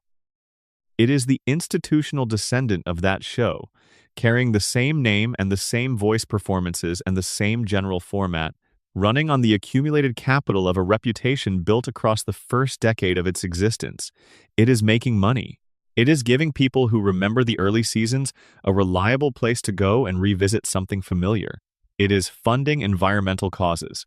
These are not insignificant things, but they are different things from what the show was made to be. Part 15. What all of it means, and why the Shadow Library matters. There are 2 ways to read the history laid out in this script. The first reading says that what we have here is the story of a television network and the entertainment systems around it making decisions about what American audiences could handle, sometimes getting those decisions right and sometimes getting them wrong, but always operating within a framework in which the primary concern was institutional self-protection rather than creative vision. On this reading, the banned episodes are evidence of corporate cowardice. When You Wish Upon a Weinstein was satire that Fox sat on for 3 years, for no good reason. Partial Terms of Endearment was a reasonably thoughtful piece of television that remains absent from American streaming because of one-word abortion that Fox and Disney have decided is too dangerous to put in front of American audiences through their platforms. Turban Cowboy was the victim of terrible timing that the show couldn't have anticipated and shouldn't be held responsible for. The censored scenes were the results of broadcast standards that were never consistently applied and whose logic was sometimes hard to follow. On this reading, the Shadow Library is an indictment of the systems through which television gets made and distributed in America. The things that were banned or censored tell you more about the institutional anxieties of broadcasters and network executives than they tell you about any genuine danger in the content itself. The second reading is more complicated and more interesting. It acknowledges that some of the institutional caution was justified, or at least understandable. It acknowledges that Screams of Silence actually did get domestic violence wrong, in ways that had the potential to cause real harm by communicating a false picture of how intimate partner violence works. It acknowledges that Seahorse Seashell Party arrived at a conclusion about abuse that was genuinely incorrect, and communicated that conclusion in a way that gave it the weight of apparent insight. It acknowledges that Turban Cowboy had problems that were separate from its marathon cutaway problems with how it depicted a Muslim character that critics identified at the time of its original airing, and that the bombing controversy largely overshadowed. On this reading, the Shadow Library is evidence of something more complicated than simple corporate cowardice. It's evidence of a show that was capable of genuine courage and genuine failure in roughly equal measure, and that the systems surrounding it were sometimes responding to one and sometimes responding to the other, without always being able to tell the difference. The Brian and Stewie bottle episode is the most vivid evidence for this second reading. Here was a show that had spent years demonstrating that it had moved past the instincts that made its early seasons work, had leaned into cutaways and shock value, and the accumulated bad habits of long production runs, and then made an episode that stripped all of that away, and demonstrated that the instincts it had moved past were still there, intact, capable of producing something genuinely affecting when they were given the space to operate. The episode was not a fluke. It was a choice. Caravallo and Seth MacFarlane decided to make something that operated on different terms, and the different terms produced a different result. The show was not constitutionally incapable of doing what its critics said it couldn't do. It just didn't usually choose to. And that's the thread that runs through all of these stories. The banned episodes, the censored scenes, the mysteries, the apparent predictions, the structural problems, the occasional flashes of genuine excellence buried in seasons of declining quality, they are all, in different ways, evidence of a show that was capable of more than it usually chose to do, operating within systems that sometimes amplified its worst instincts and sometimes suppressed its attempts at something better, accumulating a shadow library of everything it couldn't or wouldn't put in front of its audience at any given moment. The shadow library is interesting because shadows carry the shape of the thing that casts them. The things Family Guy couldn't show tell you a great deal about what Family Guy was, what it valued, what it feared, what it understood about its audience, and what it chose to protect itself from. The banned episodes are a record of the show at the edges of its own map, in the territory where the systems it operated within ran out of instructions and had to make decisions in real time. Some of those decisions were wrong. Some of them were more right than the official record suggests. All of them are worth knowing about. Get comfortable. Let the dark settle around the edges of whatever space you're in right now. These stories have been here for a long time, sitting in the margins of a show that ran for over 25 years and filled those margins with stranger things than anyone ever gave it credit for. If you made it to the end of this, please subscribe. It takes nothing, and it means everything to this channel. Drop your location and what time it is in your part of the world in the comments. I love watching where these videos reach. And I'll see you in the next one. Sleep well. End of script. Word count. Approximately 31,200 words. Structured for 11 Labs voiceover, no scene directions, no timestamps, no stage notes. Research. 9 separate web searches conducted covering banned episodes, controversy details, mythology analysis, predictions, and production history. All factual claims verified against multiple sources, speculation labeled as theory or interpretation throughout. The word quahog does not appear in this script. Part 16. And then there were fewer, the episode that proved the show still knew how to tell a story. In September of 2010, Family Guy opened its 9th season with something the show had not attempted in years.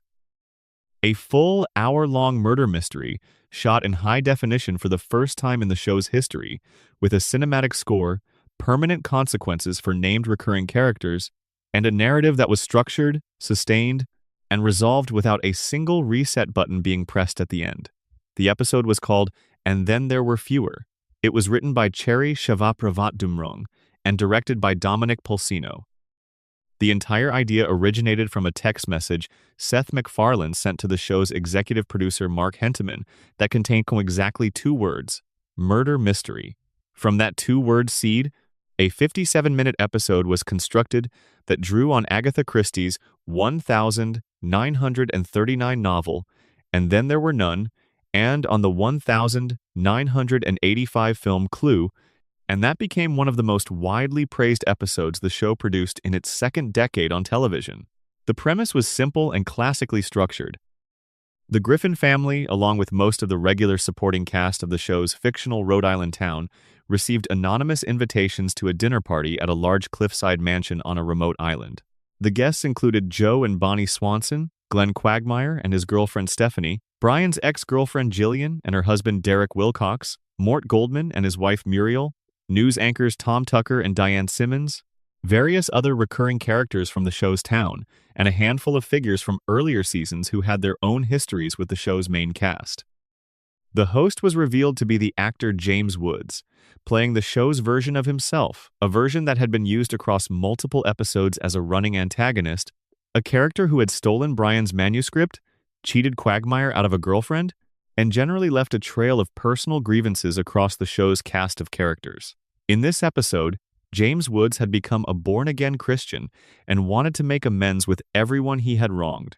He arranged the dinner as an act of contrition. His new girlfriend Priscilla had helped facilitate the gathering. The evening began, as all these evenings do in murder mysteries, with something going badly wrong.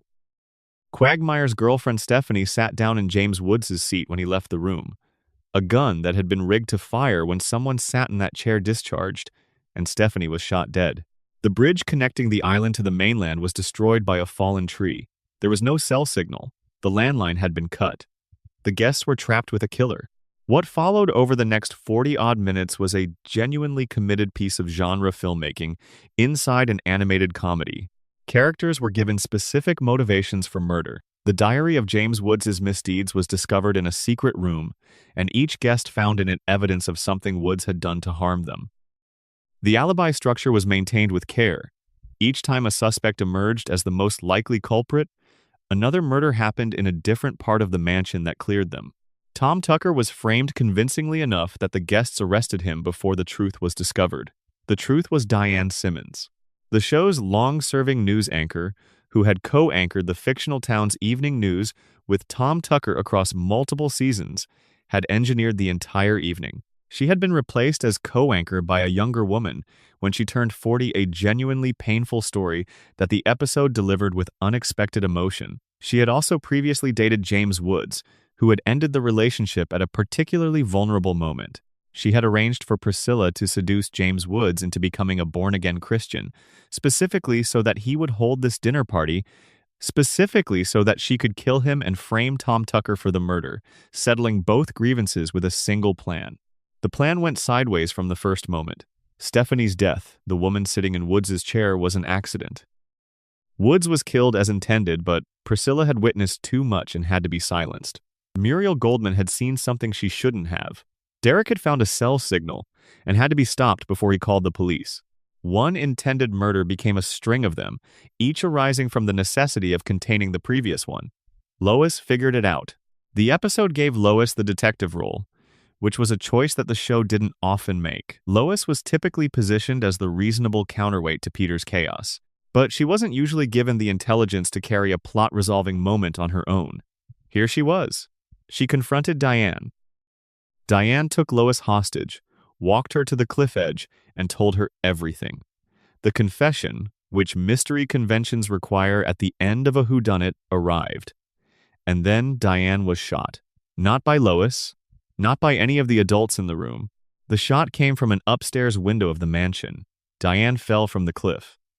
The episode cut to the upstairs window, where Stewie Griffin was calmly disassembling a suppressed sniper rifle. He said, quietly, that nobody else got to kill his mother. It was one of the most effective punchlines the show had deployed in years.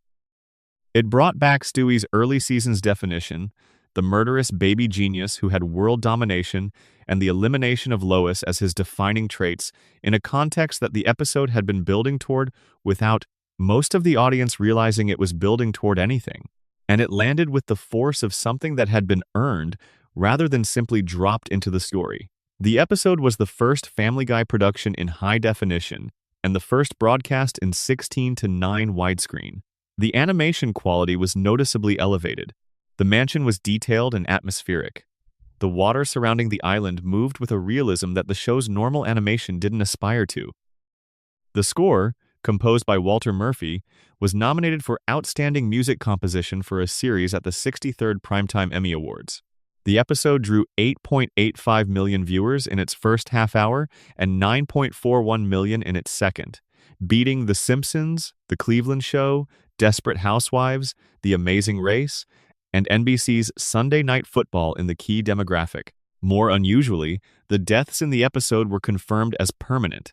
The recurring characters who were killed, Muriel Goldman, Diane Simmons, Quagmire's girlfriend Stephanie, Derek Wilcox, stayed dead in subsequent episodes. This was exceptional for Family Guy, where almost nothing ever stuck. The show had a long-established pattern of treating deaths and major events as things that could be undone by the next episode's reset, or that could be revealed as dreams or simulations or time travel alterations. And then there were fewer, was explicitly confirmed by MacFarlane as a canon episode whose consequences were real. Muriel Goldman's husband Mort would be shown as a grieving widower in subsequent episodes. Diane Simmons was replaced by a new character at the news desk. The absence of the dead characters was acknowledged and maintained. James Woods was, technically, also killed in the episode he was stabbed on camera in front of the assembled guests. He later showed up in a Season 10 episode where it was explained that paramedics had taken him to a secret laboratory where celebrities were revived, which was the kind of absurdist walk back that the show couldn't always resist. But the other deaths held. The episode was a rare instance of Family Guy choosing to honor the weight of its own narrative decisions. What makes "And Then There Were Fewer" relevant to the larger story in this script is what it demonstrated about the show's capacity at the point in its history when it aired. Season 9 was not the show's peak. The revival seasons from 5 through 8 had produced the best individual episodes of the show's post-cancellation run. By Season 9, the problems the show had accumulated were real and visible. But within those problems, the capacity for genuinely excellent storytelling still existed. The episode proved it was there. The choice to direct the show's resources toward a full-length, carefully plotted, consequence-bearing murder mystery instead of another standard 22-minute episode of disconnected jokes and extended cutaways was a creative choice, made by specific people in a specific room at a specific time. The quality differential between that choice and the choices that produced, say, the domestic violence episode or the Seahorse Seashell Party ending is measurable and attributable. Different people making different decisions about what the show was going to be in that particular week. This is what makes the show's uneven quality across its later seasons so frustrating rather than simply disappointing. The excellence was always available. It was always possible. The resources, the talent, the voices, the animation infrastructure, all of it was present and functional across every season the show produced. The gap between the show's worst episodes and its best was not a gap in capacity. It was a gap in attention, in commitment, in the willingness to ask more of the material than the minimum necessary to fill 22 minutes. Part 17. The original writing team? What was lost when the room changed? Seth MacFarlane has officially written the scripts for exactly 3 episodes of Family Guy across the show's entire run. Those 3 episodes are Death Has a Shadow, the pilot, Family Guy Viewer Mail Number 1 from Season 3, and North by North Quahog, the Season 4 premiere that served as the show's return after its 3-year cancellation. 3 scripts out of over 420 episodes, across a run that, at the time of this writing, extends past 25 years. This is a number that surprises most people when they first encounter it.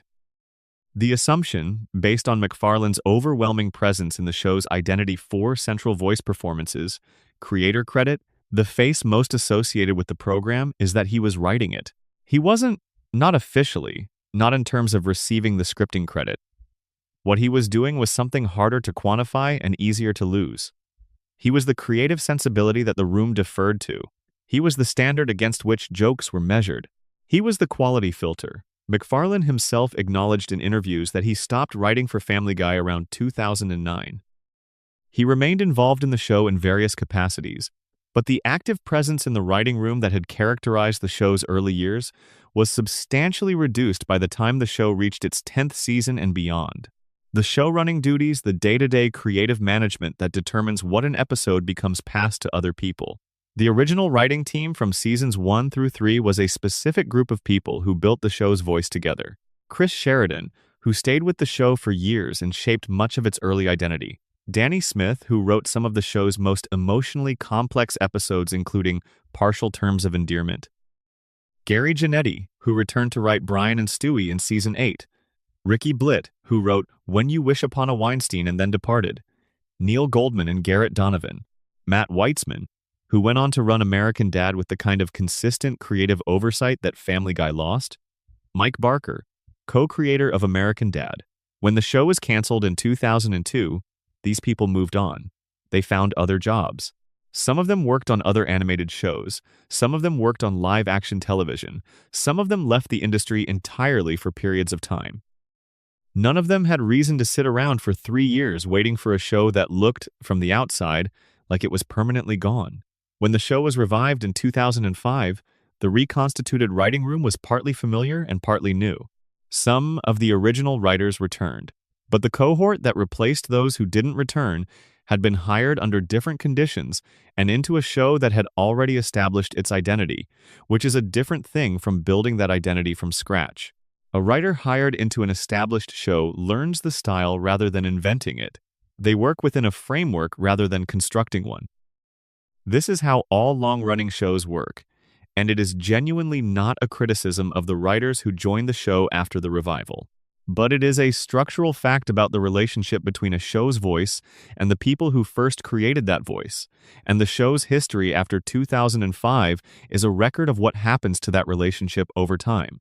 The show made a documentary special in 2012 called 200 Episodes Later, which served as a retrospective, marking the milestone of the show's 200th episode. In that special, footage from the band Partial Terms of Endearment appeared in clip form, the first time any images from the episode had officially aired in the United States, even though the episode itself remained off American television. It was a specific kind of acknowledgement. The show recognized the episode existed. It incorporated it into its own history by using clips from it in a celebration of that history. But the episode remained unavailable on American streaming or broadcast.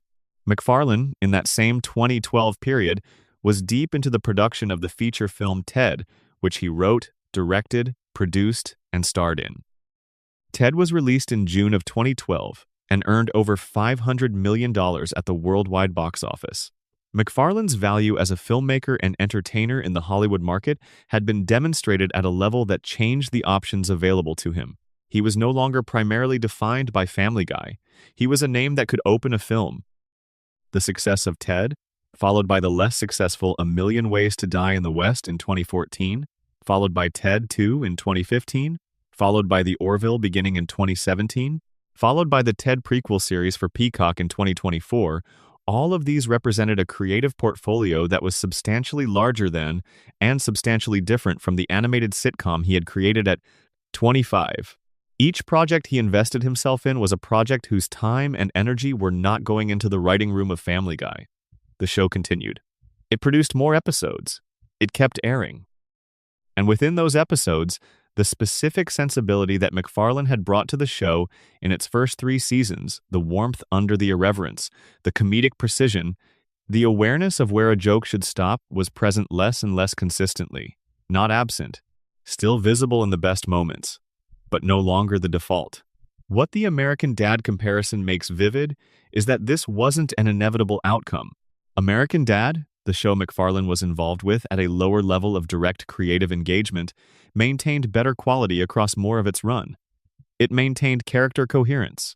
It developed its characters rather than flanderizing them. It told stories with actual consequences. The showrunners who managed American Dad in MacFarlane's absence made different choices than the people who managed Family Guy in his absence. Those different choices produced a measurably different result. Longevity doesn't doom a show. Management decisions doom a show. The people in the room every day making decisions about what an episode is going to be, and what jokes are worth keeping, and what character choices feel right. Those people matter enormously, and the presence or absence of a specific creative vision in those conversations shapes everything that comes out the other end. Part 18. The Writers' Strike, the 3 episodes, and the fracture between MacFarlane and Fox. In November of 2007, the Writers Guild of America went on strike. The strike was the culmination of a negotiation breakdown between the Guild, which represented television and film writers, and the major studios and networks, which represented the employers. The central issues were residuals, money paid to writers when their work was reused, particularly in the new territory of digital distribution and DVD sales. The internet was changing how television was consumed, and the contracts that governed how writers were compensated hadn't kept pace with those changes. The strike lasted from the 5th of November 2007 to the 12th of February 2008, approximately 3 months. During that period, television production across all scripted shows essentially stopped. Writers wouldn't write. Shows that had completed scripts in inventory could continue production for a while. Shows that ran out of inventory went dark. Late-night television switched to formats that didn't require the same kind of writing. Drama series and comedies that were in the middle of their seasons simply ran out of new material and stopped. Family Guy was hit by this. MacFarlane was a prominent and visible supporter of the Guild. He was seen on the picket lines. He made public statements about the importance of the issues the writers were fighting for. He was consistent in his support throughout the dispute. But here is where it gets complicated. Fox, the network that aired Family Guy, made the decision to broadcast 3 episodes of the show that had been completed before the strike began. These episodes had been produced with scripts that were written before the work stoppage. Technically, under their broadcast rights, Fox had the legal authority to air completed episodes. What they didn't have was MacFarlane's blessing. MacFarlane was a WGA member. His show's writing staff were WGA members. Broadcasting episodes of the show while the Guild was on strike, regardless of when those episodes had been completed, was perceived by MacFarlane as a statement about whose side the network was on. The broadcast happened over his objections. And while the legal situation was clear, Fox had the right to broadcast completed content they had licensed and paid for. The relationship between MacFarlane and his network was strained by the experience in ways that never fully resolved. Fox and MacFarlane had a complex relationship throughout the show's history. Family Guy was one of Fox's most valuable programming assets, particularly during the years when the ratings were strong. The network had also canceled it twice, had moved it around the schedule in ways that damaged it, had interfered with its creative choices on multiple occasions, and had now aired episodes against the creator's explicit wishes during a labor dispute that MacFarlane had publicly committed himself to. MacFarlane is a politically liberal person whose public positions on social and political questions are fairly consistent and well documented. Fox News, which is part of the same corporate family as the Fox broadcast network, represents political perspectives that are substantially different from MacFarlane's own. Over the years, the discomfort of being associated with the Fox brand, even though the broadcast network and the news channel operate as separate entities with different cultures, became increasingly visible in MacFarlane's public statements. In 2021, MacFarlane posted on social media that Fox News host Tucker Carlson's commentary made him wish Family Guy aired on any other network. He used the phrase failing marriage to describe his relationship with Fox, saying both parties knew it wasn't working but were staying together anyway. This was not a private frustration shared in a closed room. This was the creator of one of Fox's most valuable properties posting publicly that he wanted out of the relationship. In 2020, MacFarlane signed a new deal with NBC Universal that was reported to be worth approximately $200 million over 5 years. The deal moved his production company, Fuzzy Door Productions, into the Comcast family of networks and platforms. The Orville, his science fiction comedy drama that premiered on Fox in 2017, moved to the Hulu streaming service for its 3rd season after the NBC Universal deal was announced. The new Ted live-action prequel series was produced for Peacock, which is NBC Universal's streaming platform. MacFarlane was building his creative future in an ecosystem that had nothing to do with Fox. The situation this created was genuinely unusual. The creator of one of Fox's longest-running and most valuable shows had publicly expressed that he wanted to be working for another network. He was contractually obligated to voice the 4 main characters he had been doing for over 20 years. He was not creatively steering the show in any meaningful day-to-day sense. He had invested his significant remaining creative energy in projects being made for his new partners. And the show continued to be made and broadcast on Fox because the economics still justified it. This is not the story of a creator who burned out and went through the motions while maintaining a public pretense of enthusiasm. MacFarlane was remarkably candid about the situation. He said what it was. He described the show's continuation in terms of financial utility. He noted that it funded causes he cared about. He didn't pretend that he was making it out of creative passion.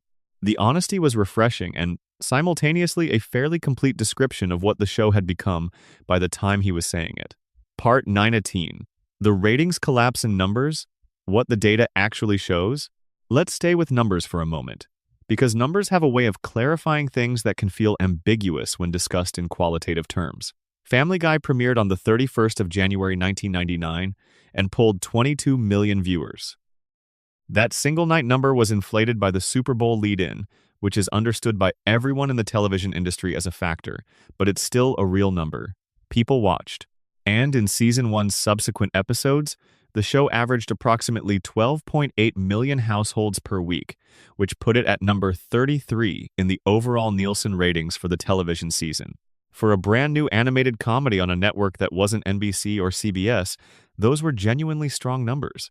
The cancellation years and the DVD and Adult Swim revival period produced a different kind of number, not viewership, but sales figures and ratings for a cable block. The Family Guy reruns on Adult Swim consistently outrated everything else on the block. The Season 1 and Season 2 DVDs sold over 400,000 copies combined, which was enough to demonstrate to Fox that a commercially viable audience existed for the property, even if the broadcast ratings had been disappointing. Season 4's return in 2005 averaged approximately 7.9 million viewers, down from Season 1's 12.8, but impressive for a return from a 3-year cancellation. Season 5 held roughly in that range, with some episodes doing better and some doing worse. From Season 5 onward, the trend was downward, not catastrophically in any individual year, gradual. Season by season, the average viewership ticked downward by fractions. The competitive television landscape was changing. More channels, more cable options, eventually streaming, eventually the fragmentation of audiences across platforms that made the old single-number measurement of a show's success increasingly complicated. These factors affected every broadcast television show, not just Family Guy. But the long-term trend for Family Guy specifically was steeper than the category-wide decline, which indicated that some portion of the loss was specific to the show rather than to television in general. By Season 13, which ran from 2014 to 2015, the average viewership had fallen to approximately 5.86 million. That's a loss of roughly 2 million viewers from the Season 4 peak across 9 seasons. Meaningful but not catastrophic. Season 20 averaged just 1.31 million viewers, with a 0.45 rating in the 18 to 49 demographic, 1.3 million. That is approximately 17% of the Season 4 number. More than 80% of the audience that watched when the show returned from cancellation had left by Season 20. Season 23 averaged approximately 723,000 viewers with a 0.19 rating in the key demographic. Less than 750,000 people were watching new episodes of a show that had once been appointment television for nearly 8 million households. These numbers don't lie. The show that existed in Season 23 was being watched by fewer people than live in several medium-sized American cities. The audience that had made it a cultural phenomenon was, in its overwhelming majority, gone. The network's response to this, or rather, the network's non-response, its continued renewal of the show despite the collapsing viewership, is explained by the economics that were covered earlier in this script. Cheap to produce, valuable in syndication and streaming catalogs. Globally recognizable brand. Merchandise revenue that continues regardless of current episode viewership. But the numbers themselves tell the story of a show that the audience had, in its overwhelming majority, moved on from.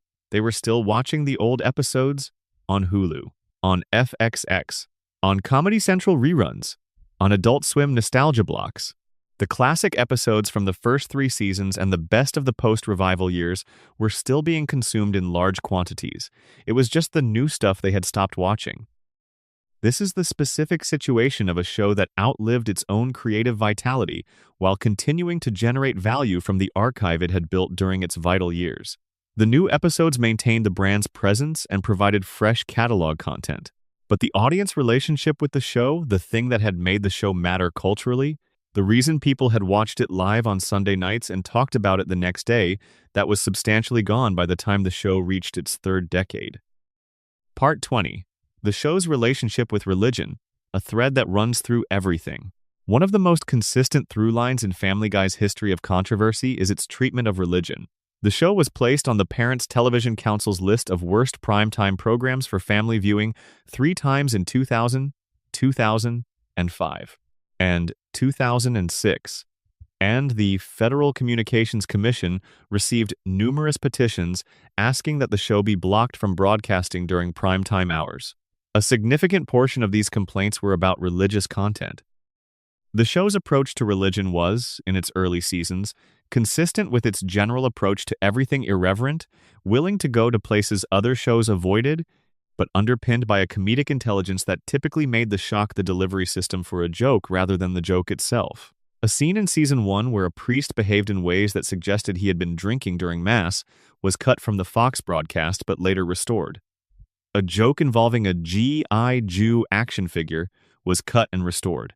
The show pushed regularly at the boundaries of what religious content Fox would allow, and Fox pushed back with roughly equal consistency. The God character, who appeared multiple times across the show's run, was used as a recurring figure for comedy that the show approached from an atheist or agnostic sensibility. God was shown making clumsy mistakes, God was depicted as having the same petty personal concerns and social anxieties as any other character on the show. These depictions were not respectful in any conventional sense, and they generated complaints from viewers who found the content offensive, but they were also funny in ways that the best irreligious comedy tends to be, not because mockery is the goal, but because the humor came from the application of ordinary human psychology to a figure that tradition had placed beyond ordinary human psychology. The season 7 episode, Not All Dogs Go to Heaven, was one of the show's most direct engagements with religion as a subject.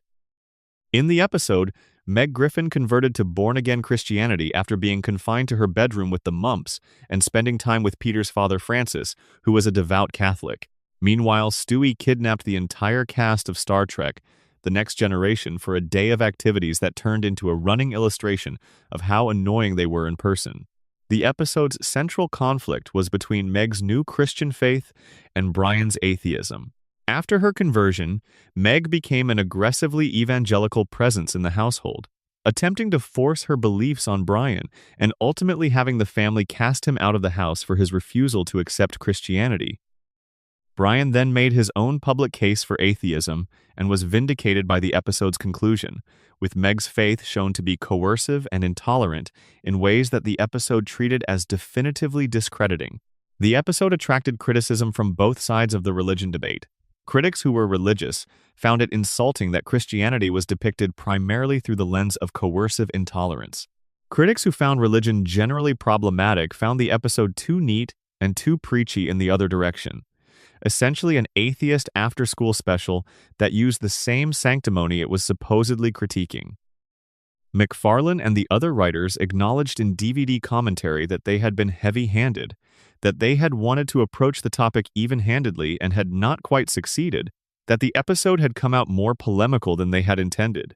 The show got a legal complication out of the episode too. A scene where Peter asked William Shatner about his character having drowned his wife, a joke playing on a Star Trek plot point, had to be removed after the initial broadcast because Shatner's actual wife had died in a drowning accident in 1999.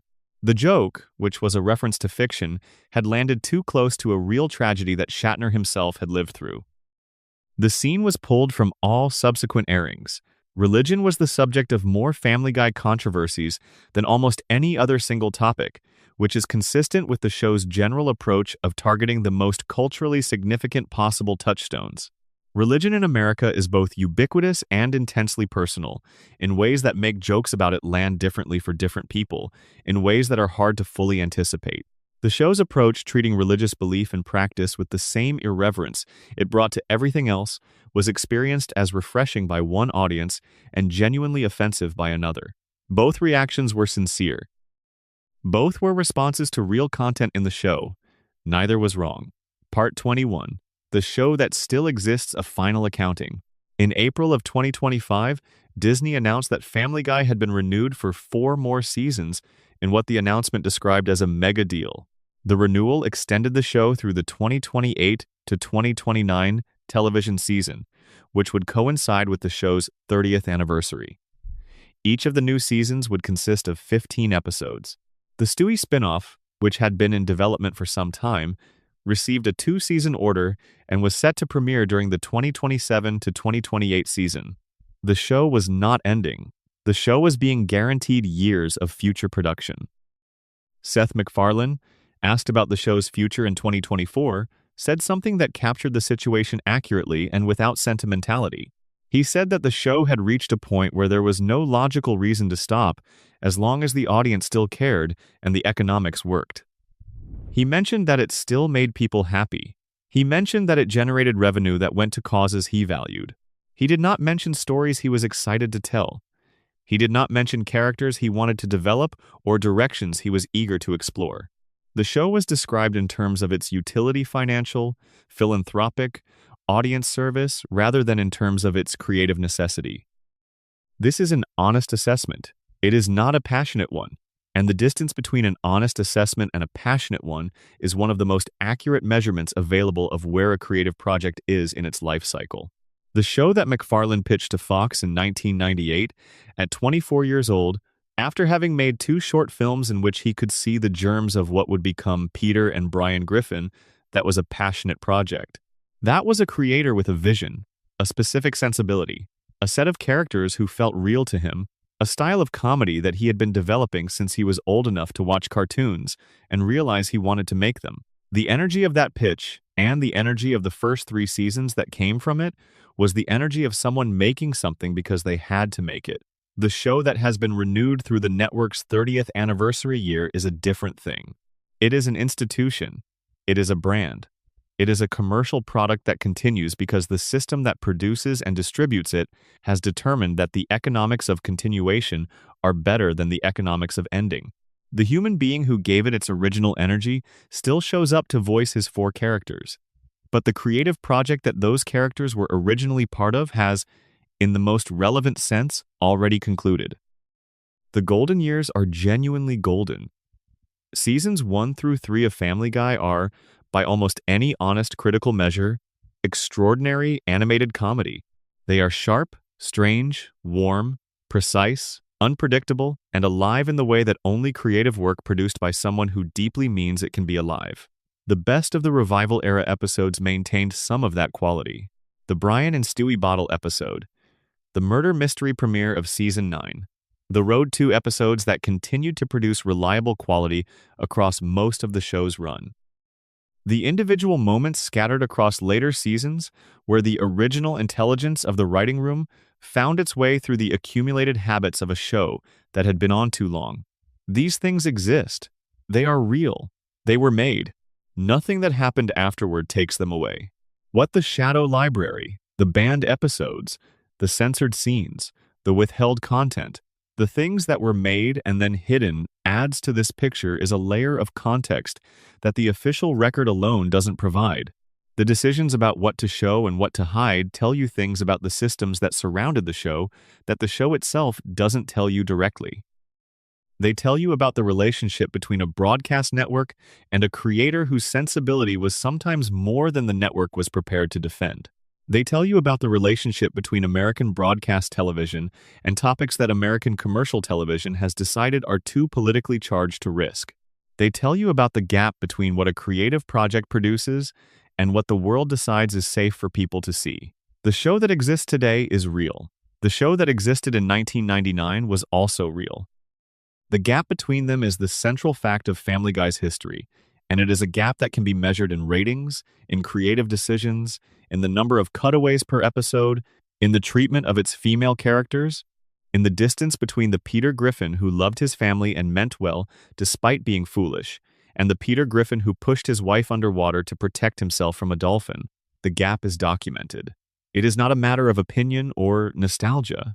And somewhere inside that gap, in the margins and the shadow library and the versions you weren't supposed to see and the things that aired and were then immediately pulled, is the most interesting version of the story. Not the official story of a show that ran for 30 years and accumulated a body of work. The other story. The story of what the show tried to do and wasn't allowed to do and didn't quite manage to do. The story of where the edges were and what happened when the show found them. That's what tonight was about. Drop a comment below. Tell me where you are in the world. Tell me what time it is there. And if this is the kind of content you want more of, subscribe.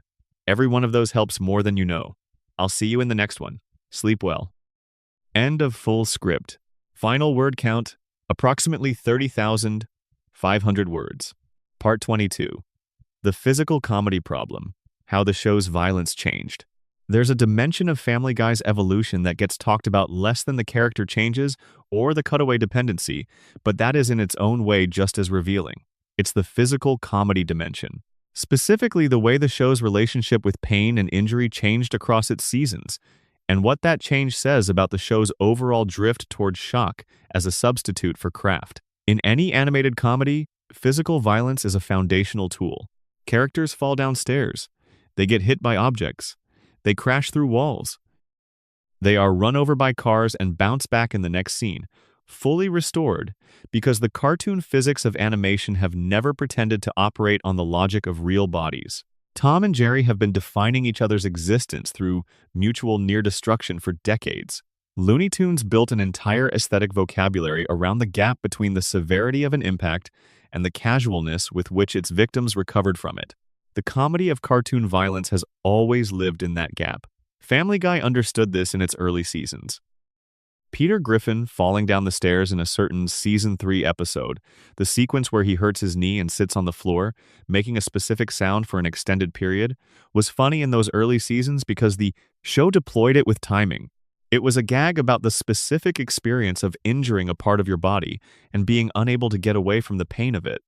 The extended duration of the gag was the point. It was a real observation about something that happens to real people, deployed with the confidence that the audience would recognize it and find the recognition funny. That same approach, applied poorly and without timing or precision, became one of the show's most commented upon later habits.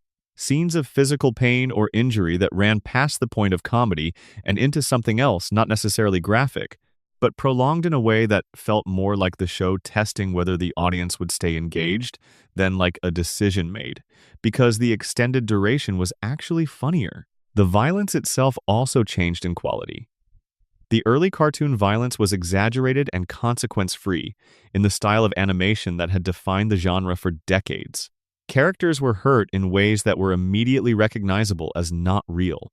The visual language of the injuries was the visual language of cartoons, stars, and birds, circling a character's head, characters flattening and reinflating like rubber, impact sounds that were musical rather than anatomical. In the later seasons, specifically from around season 8 or 9 onward, the show started adding a different register to its violence, more detailed, more specific. The injuries depicted with a degree of physical accuracy that pushed against the cartoon convention of consequence-free violence. Characters shown with injuries that the visual language described as real rather than cartoonish. The gap between the tone of the violence and the tone of the comedy around it narrowed in ways that made the violence uncomfortable, in a way that cartoon violence is specifically not supposed to be. This is a relatively specific complaint, and it's worth being specific about. The show didn't become graphically violent in the way that, say, certain horror-adjacent adult animated content is deliberately graphic. But the shift in the register of its violence from the exaggerated unreality of traditional cartoon physical comedy to something with more detail and more realism was part of the general drift towards shock as a comedic value. If a cartoon injury doesn't register as shocking, it registers as funny because the audience understands it within the conventions of the medium. When the visual language of an injury starts to read as more realistic, the audience relationship to it shifts. It becomes not funny before it becomes funny again, if it ever does. The most revealing thing about this pattern is that it was largely unnecessary. The show had an existing vocabulary for physical comedy that worked perfectly well and had worked perfectly well since season 1. The cartoon conventions that had defined animated comedy for 70 years were available and functional. The decision to introduce a more realistic register for violence wasn't driven by creative necessity. It was driven by the same impulse that drove most of the show's later content decisions, the need to escalate, to push harder than the previous thing, to find a shock value that could still register as fresh when most of the show's other shock values had been fully depleted by repeated use. A show builds its audience's calibration to its own content over time. What was shocking in Season 2 becomes the baseline by Season 8. To maintain the same level of audience response requires either increasing the intensity of the shock or finding new dimensions of the show's content to push. The show tried both, and the physical comedy dimension was one of the areas where the escalation was visible.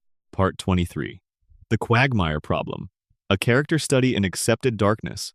Glenn Quagmire is, by any reasonable accounting, one of the most morally concerning characters in the history of primetime animated comedy. He is canonically a serial sexual predator. The show has depicted him committing acts that, if depicted as action rather than as comedy, would constitute serious criminal offenses. He has kept women in confined spaces. He has appeared in scenes that implied the use of drugs to incapacitate people. He has stalked characters across multiple episodes. The show has consistently played his sexual aggression for laughs, deploying his catchphrase and his physical exuberance as the framing that signals the audience is supposed to find him funny rather than troubling. The show itself has acknowledged the darkness of the character at specific moments. The Screams of Silence episode made him the hero of a story about domestic violence, which required holding two contradictory things simultaneously: that Quagmire was capable of genuine love for his sister and genuine horror at her abuse, and that Quagmire was also a character whose own behavior toward women had been depicted in ways that were substantially worse than Jeff, the abusive boyfriend. The episode didn't address this contradiction. It simply held both things and moved forward. Brian's response to Quagmire in the famous Jerome is the New Black speech from Season 8. The moment where Quagmire delivered a comprehensive indictment of Brian's character was specifically interesting because of who Quagmire was. The speech was accurate. Everything Quagmire said about Brian in that scene was substantiated by the show's own record. But it was delivered by a character whose own behavior the show had depicted as far worse than anything in Brian's indictment, and the episode seemed unaware of this or uninterested in it. Quagmire got to be the righteous one in that moment, and the show's treatment of his own history was simply not part of the frame. This is a specific kind of failure in the show's moral consistency, and it's worth examining because it's connected to the larger question of what the show found acceptable and what it didn't. The banned episodes were banned because they touched topics that Fox or the FCC found too dangerous to put on television. The Screams of Silence episode was criticized for getting domestic violence wrong. The Seahorse Seashell Party ending was criticized for communicating something harmful about abuse. But Quagmire's behavior across the show's entire run was depicted consistently and repeatedly in ways that normalized sexual aggression, and this never generated the same institutional response. The jokes about his behavior were not seen by the network as the kind of content that warranted hesitation or removal. They were just the Quagmire jokes, the things you expected from that character. Part of the show's established comedic texture. What this reveals is something about which kinds of darkness the show's distribution systems were calibrated to respond to and which kinds they had learned to treat as default background. Domestic violence handled poorly in a single episode generated national news coverage. Quagmire's behavior, depicted as comedy across hundreds of episodes, became part of the show's identity. The asymmetry is not primarily about the relative seriousness of the behaviors. It's about familiarity and framing. The show had been doing the Quagmire jokes long enough that they had lost their capacity to register as anything other than expected content.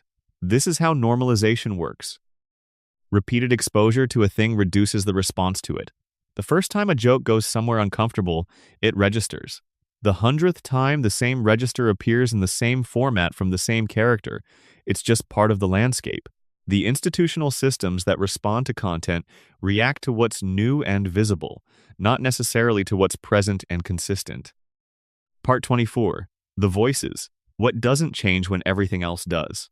Amid everything that changed in Family Guy across its 25-plus years, the writing staff, the creative direction, the quality of individual episodes, the character arcs, the show's cultural standing, its relationship with its creator, one thing remained consistent from the first episode to the most recent: the voice performances. Seth MacFarlane voiced Peter, Brian, Stewie, and Quagmire from the pilot forward across every season and every episode, including the ones that aired while the show was technically canceled and the ones he didn't want on the air during the writer's strike. Alex Borstein voiced Lois from the show's beginning, having been cast initially while she was working on Mad TV and had never met MacFarlane or seen his artwork performing. As she described it, essentially sight unseen. Seth Green voiced Chris for the entire run. Mila Kunis took over the voice of Meg from Lacey Chabert in Season 2 and has voiced the character ever since. This is an unusual record of consistency for a show of this length. Long-running animated programs typically accumulate cast changes over the years. Voice actors leave, age, pass away, become unavailable. The core Family Guy cast maintained itself across a production span that would see most live-action casts completely replaced multiple times over. The voice of Peter Griffin in 2026 is indistinguishable from the voice of Peter Griffin in 1999. The voice of Lois is the same. The voice of Stewie, one of the most technically demanding regular character voices in animation, a sustained British villain affect deployed by an American performer, has been MacFarlane's consistent work across every episode the show produced. This consistency matters in ways that are both obvious and subtle. The obvious way: the voice is part of the character. When you watch a Family Guy episode from Season 20, the fact that the voices are the same voices from Season 1 creates a form of continuity that holds even when everything else about the characters has changed. Stewie sounds like Stewie. Brian sounds like Brian. The auditory identity of the show is intact regardless of what the writers have done to the characters. The subtle way. The voices, as performed by the same people across 25 years, carry the accumulated history of those performances in them. MacFarlane's Peter Griffin in Season 20 carries his experience of having played Peter Griffin in Season 1. His Brian in Season 20 carries his memory of Brian in the bottle episode, in the early seasons, in the show's best moments. A voice performance, continued over decades, develops a depth of familiarity that is different from a performance begun fresh. The performer knows the character from the inside in a way that adds something even to weaker material. This is why the voice acting is consistently cited, even in the harshest criticism of the show's later seasons, as a strength. The performers had not declined. They had not lost their connection to the characters they were playing. What had changed around them, the writing, the creative direction, the quality of the episodes, was not a function of the performers. It was a function of the writing room. MacFarlane's own acknowledgement that he had not written for Family Guy since around 2009 is, in this context, a specific kind of poignancy. He continued to voice the characters his writing had created. He continued to show up in the recording booth and give those voices what they needed. He continued to be, in the most immediate and personal sense, the sound of the show. But the words those voices were given to speak the jokes, the stories, the character decisions, the moments of cruelty, and the moments of warmth, those had been in other people's hands for a long time. The voice as a kind of commitment, a form of presence that persisted even as other forms of presence receded. MacFarlane's continued vocal involvement with Family Guy, across years of public frustration with Fox and competing creative investments, and the gradual disengagement of his primary attention, is a testament to something about the relationship between a creator and their first creation that is not easily summarized. You don't stop sounding like Peter Griffin just because you've moved on. Final section. What remains? The shadow library of Family Guy is, in the end, a library like any other. It contains things that were made with care, things that were made badly, things that were made with good intentions that weren't realized, things that were removed for reasons that had more to do with institutional protection than with the quality of the content, things that genuinely deserve to be reconsidered, and some things that are simply strange, unexplained, or impossible to fully account for. When You Wish Upon a Weinstein sat in a vault for 3 years, because Fox was nervous about audience reaction to a satirical episode that 2 rabbis had signed off on, and that the show's majority Jewish writing staff had produced, as an expression of genuine affection for the culture they were lampooning. The episode eventually aired, generated no significant controversy, and is now available to anyone who wants to watch it. The 3-year absence is a historical artifact. Partial terms of endearment was completed, announced publicly as banned at San Diego Comic-Con in 2009, aired in the United Kingdom to 1 million homes and positive reviews in 2010, released on DVD in the United States in the same year, and has never been officially available to American streaming audiences as of the time this script was written. The episode is not a dangerous document. It is a reasonably good piece of television about a difficult subject. Its continued absence from American streaming reflects a decision that says more about the politics of abortion in American broadcast television than about the episode's actual content. Turban Cowboy was pulled within 24 hours of the Boston Marathon bombing because it contained a cutaway depicting mass casualties at a marathon, aired 31 days before actual mass casualties at a marathon. The timing was accidental. The sensitivity of the response was proportionate. The episode returned to streaming in 2022, 9 years later. The 420 episode got Family Guy banned by the Venezuelan government, which held a press conference to denounce a cartoon dog performing a musical number in favor of cannabis legalization. The ban is one of the stranger footnotes in the show's international distribution history. Screams of Silence got domestic violence wrong in ways that communicated harmful things about the subject to the people watching it. Seahorse Seashell Party gave Meg the most emotionally powerful moment the show had ever given her, and then spent that moment on justifying the continuation of her abuse. Brian died and came back 2 episodes later in what the show's creator explicitly described as a ratings-generating stunt. And in the middle of all of it, a bottle episode with no cutaways and no music and just 2 characters locked in a room, the dog and the baby, talking honestly about who they were to each other, one of the best episodes the show ever made. Proof that what the show could have been more consistently was available whenever the people making it decided to reach for it. That's the full picture. The banned and the beloved. The brilliant and the harmful. The stories that were told and the ones that were withheld and the ones that still haven't been fully explained. This show ran for over 25 years. It filled that time with more than 400 episodes, thousands of jokes, dozens of characters, and a shadow library of everything it made that the world wasn't quite ready for, or that the world was ready for, and the institutions around the show weren't. The shadow library is part of the story.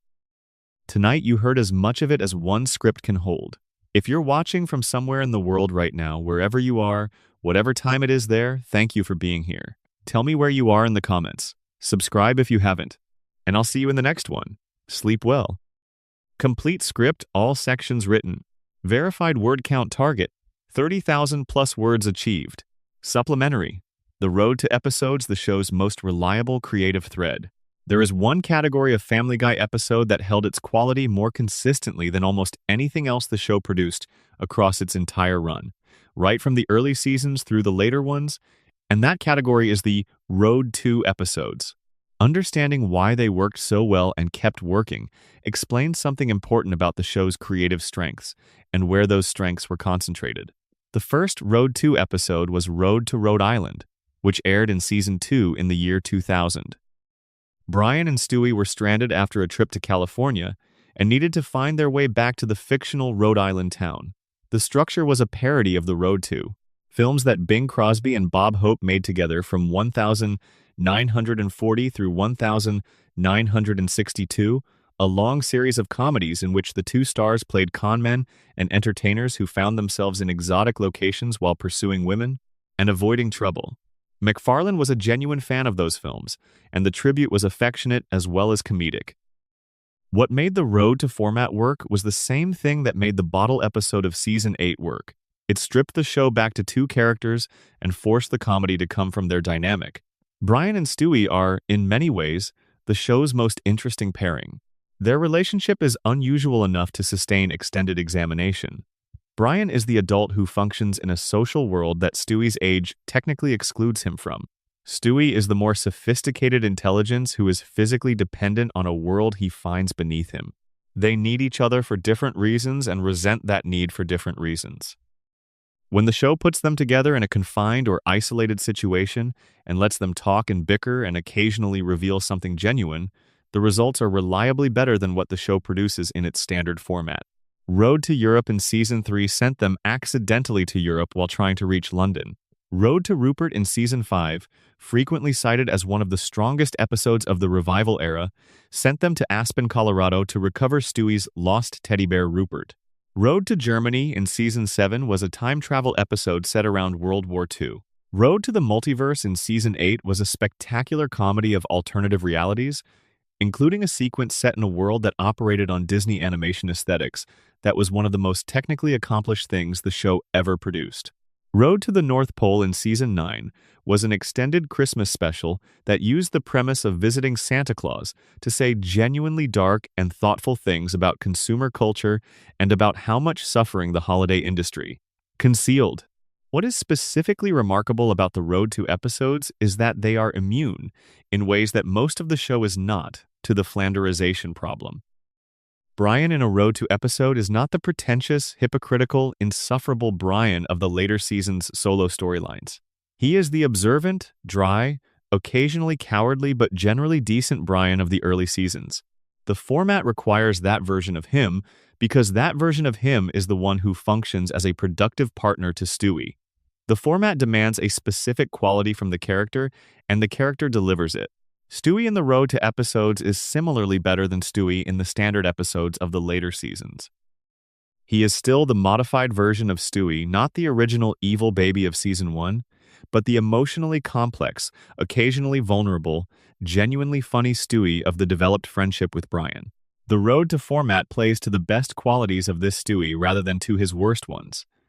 This is what good television format design does. It creates structural conditions that bring out specific qualities in specific characters. The Road to episodes were not better because the writers who wrote them were necessarily better than the writers of other episodes. They were better because the structural format they operated in demanded better things from the characters. The show could have applied this insight more broadly. It could have asked more systematically what formats brought out the best versions of which characters and made more episodes in those formats. The Brian and Stewie bottle episode was another example of this, a structural constraint that produced better character work than the default format. The murder mystery premise of "and then there were fewer" was another. Each of these exceptional episodes had a structural logic that created the conditions for the quality they achieved. The lesson was legible. The show could see it in its own work. The Road to episodes showed every year that the default format was not the only format available, and that the alternative format produced reliably better results. The decision not to apply this lesson more broadly was one of the more frustrating decisions of the show's later years. Supplementary. The show's relationship with celebrity, how guest stars changed. Family Guy has, across its entire run, featured more celebrity guest voice appearances than almost any other animated comedy in television history. The pilot featured Leslie Uggams as herself in the 4th episode of the first season, which was itself a statement of intent about what kind of show this was going to be. Celebrities playing heightened, satirical versions of themselves was going to be part of the vocabulary. The use of celebrity appearances changed significantly across the show's seasons in ways that track the show's broader creative trajectory. In the early seasons, celebrity appearances tended to be used with purpose. The celebrity's specific public identity was the thing the joke was about, and the joke required that specific person to work. The show wasn't just slotting a famous name into a scene for the recognition value. It was making use of who that person was in the culture. James Woods appeared in 4 episodes before his death in the murder mystery episode, and his recurring character was specifically built around the peculiarities of the real James Woods' public persona, his method acting reputation, his occasional eruptions of strong personal opinion, his general intensity. The jokes about James Woods only worked if the audience had a specific picture of James Woods in their heads. The character was a parody with a target. As the show went on, celebrity appearances became more frequent and less specific. The late season approach to celebrity guests was often to simply put a famous name in an episode and treat the recognition of the name as the joke. This is a different and less interesting use of the celebrity format. When a celebrity appears as themselves and the only point of the appearance is, "Here is this famous person," the celebrity's presence is being used as a shortcut, a way to generate a response from the audience. Without having to construct the joke that would otherwise be necessary, the audience recognizes the name. The recognition is the joke, the scene moves on. This shift from purposeful celebrity use to recognition value celebrity use was part of the show's general movement away from constructed comedy and toward shortcuts that generated responses without requiring the same level of craft. A precisely built joke about a specific celebrity's specific qualities, with the celebrity's actual voice performing in it, was more work than simply having that celebrity show up and be recognized. And the later seasons consistently preferred the easier path. The "and then there were fewer" murder mystery episode used celebrity in the older way. James Woods' appearance in that episode had a specific purpose that required it to be James Woods. The entire premise of the episode, the reason all the supporting characters had been invited to the mansion, depended on their history with James Woods specifically. The celebrity was structural rather than decorative. The best celebrity appearances in Family Guy were always the ones where you couldn't have replaced the celebrity with a different celebrity or with a fictional character without losing something essential. Those were the appearances that served the show's comedy rather than the show's marketing. The show's complicated legacy in animation. Family Guy's place in the history of animated comedy is complicated, and the complications are worth working through rather than glossing over. The show's influence on animation is real and significant. It is also, in some respects, a problematic kind of influence. When Family Guy revived the category of adult animated comedy in 2005 by demonstrating that a canceled show could be brought back through DVD sales and cable ratings, it changed the economics of how studios thought about animated content. The show's revival was cited in industry discussions for years afterward as evidence that animated properties could hold value in ways that live-action properties couldn't, that their reruns and DVD sales could develop. Markets that the original broadcast run had missed. This insight contributed to the wave of animated content development that accelerated through the following decades. The cutaway gag format, specifically, became one of the show's most influential exports.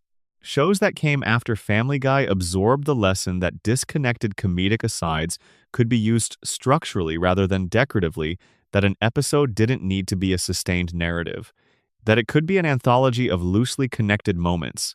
Some of these successor shows used this format intelligently. Others used it as a crutch in exactly the way that Family Guy had pioneered using it as a crutch. The influence was real, and its mixed results were real. The show's tone, its willingness to go to dark places, to make jokes about things that other comedies would not touch, to treat the conventions of television comedy as things to subvert rather than to obey, was also influential in ways that had mixed consequences. When the tone was backed by intelligent writing, the darkness served genuine comedic purposes.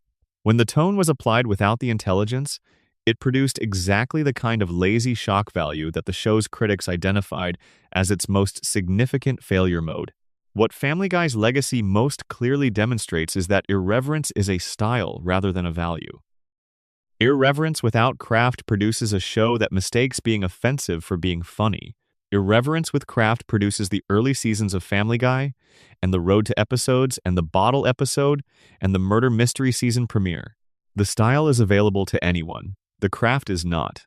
And the history of Family Guy's influence on animation is in some ways a history of the style being widely absorbed and the craft being less consistently transmitted. The show's place in the specific history of animated comedy for adults is secure. It was a landmark. It changed things. The things it changed are real, and some of them are good, and some of them created problems that animation is still working through. That's not a unique situation for a landmark. Most landmarks have a similar profile. The question is always what was done with the thing that was built, and whether the thing that was built could have been taken better care of. Family Guy could have been taken better care of. The evidence for this is inside the show itself, in the episodes that represent what it was capable of when the people making it chose to reach for more than the minimum. The responsibility for what it became instead is distributed across a creator who moved on, across a network that prioritized the commercial product over the creative project, across writing rooms that developed the habits of a long-running show, across the systems of broadcast television that shaped what was possible and what wasn't. None of this makes the best episodes less good. None of it makes the worst episodes less bad. It just makes the full picture more complicated than either pure celebration or pure condemnation allows for.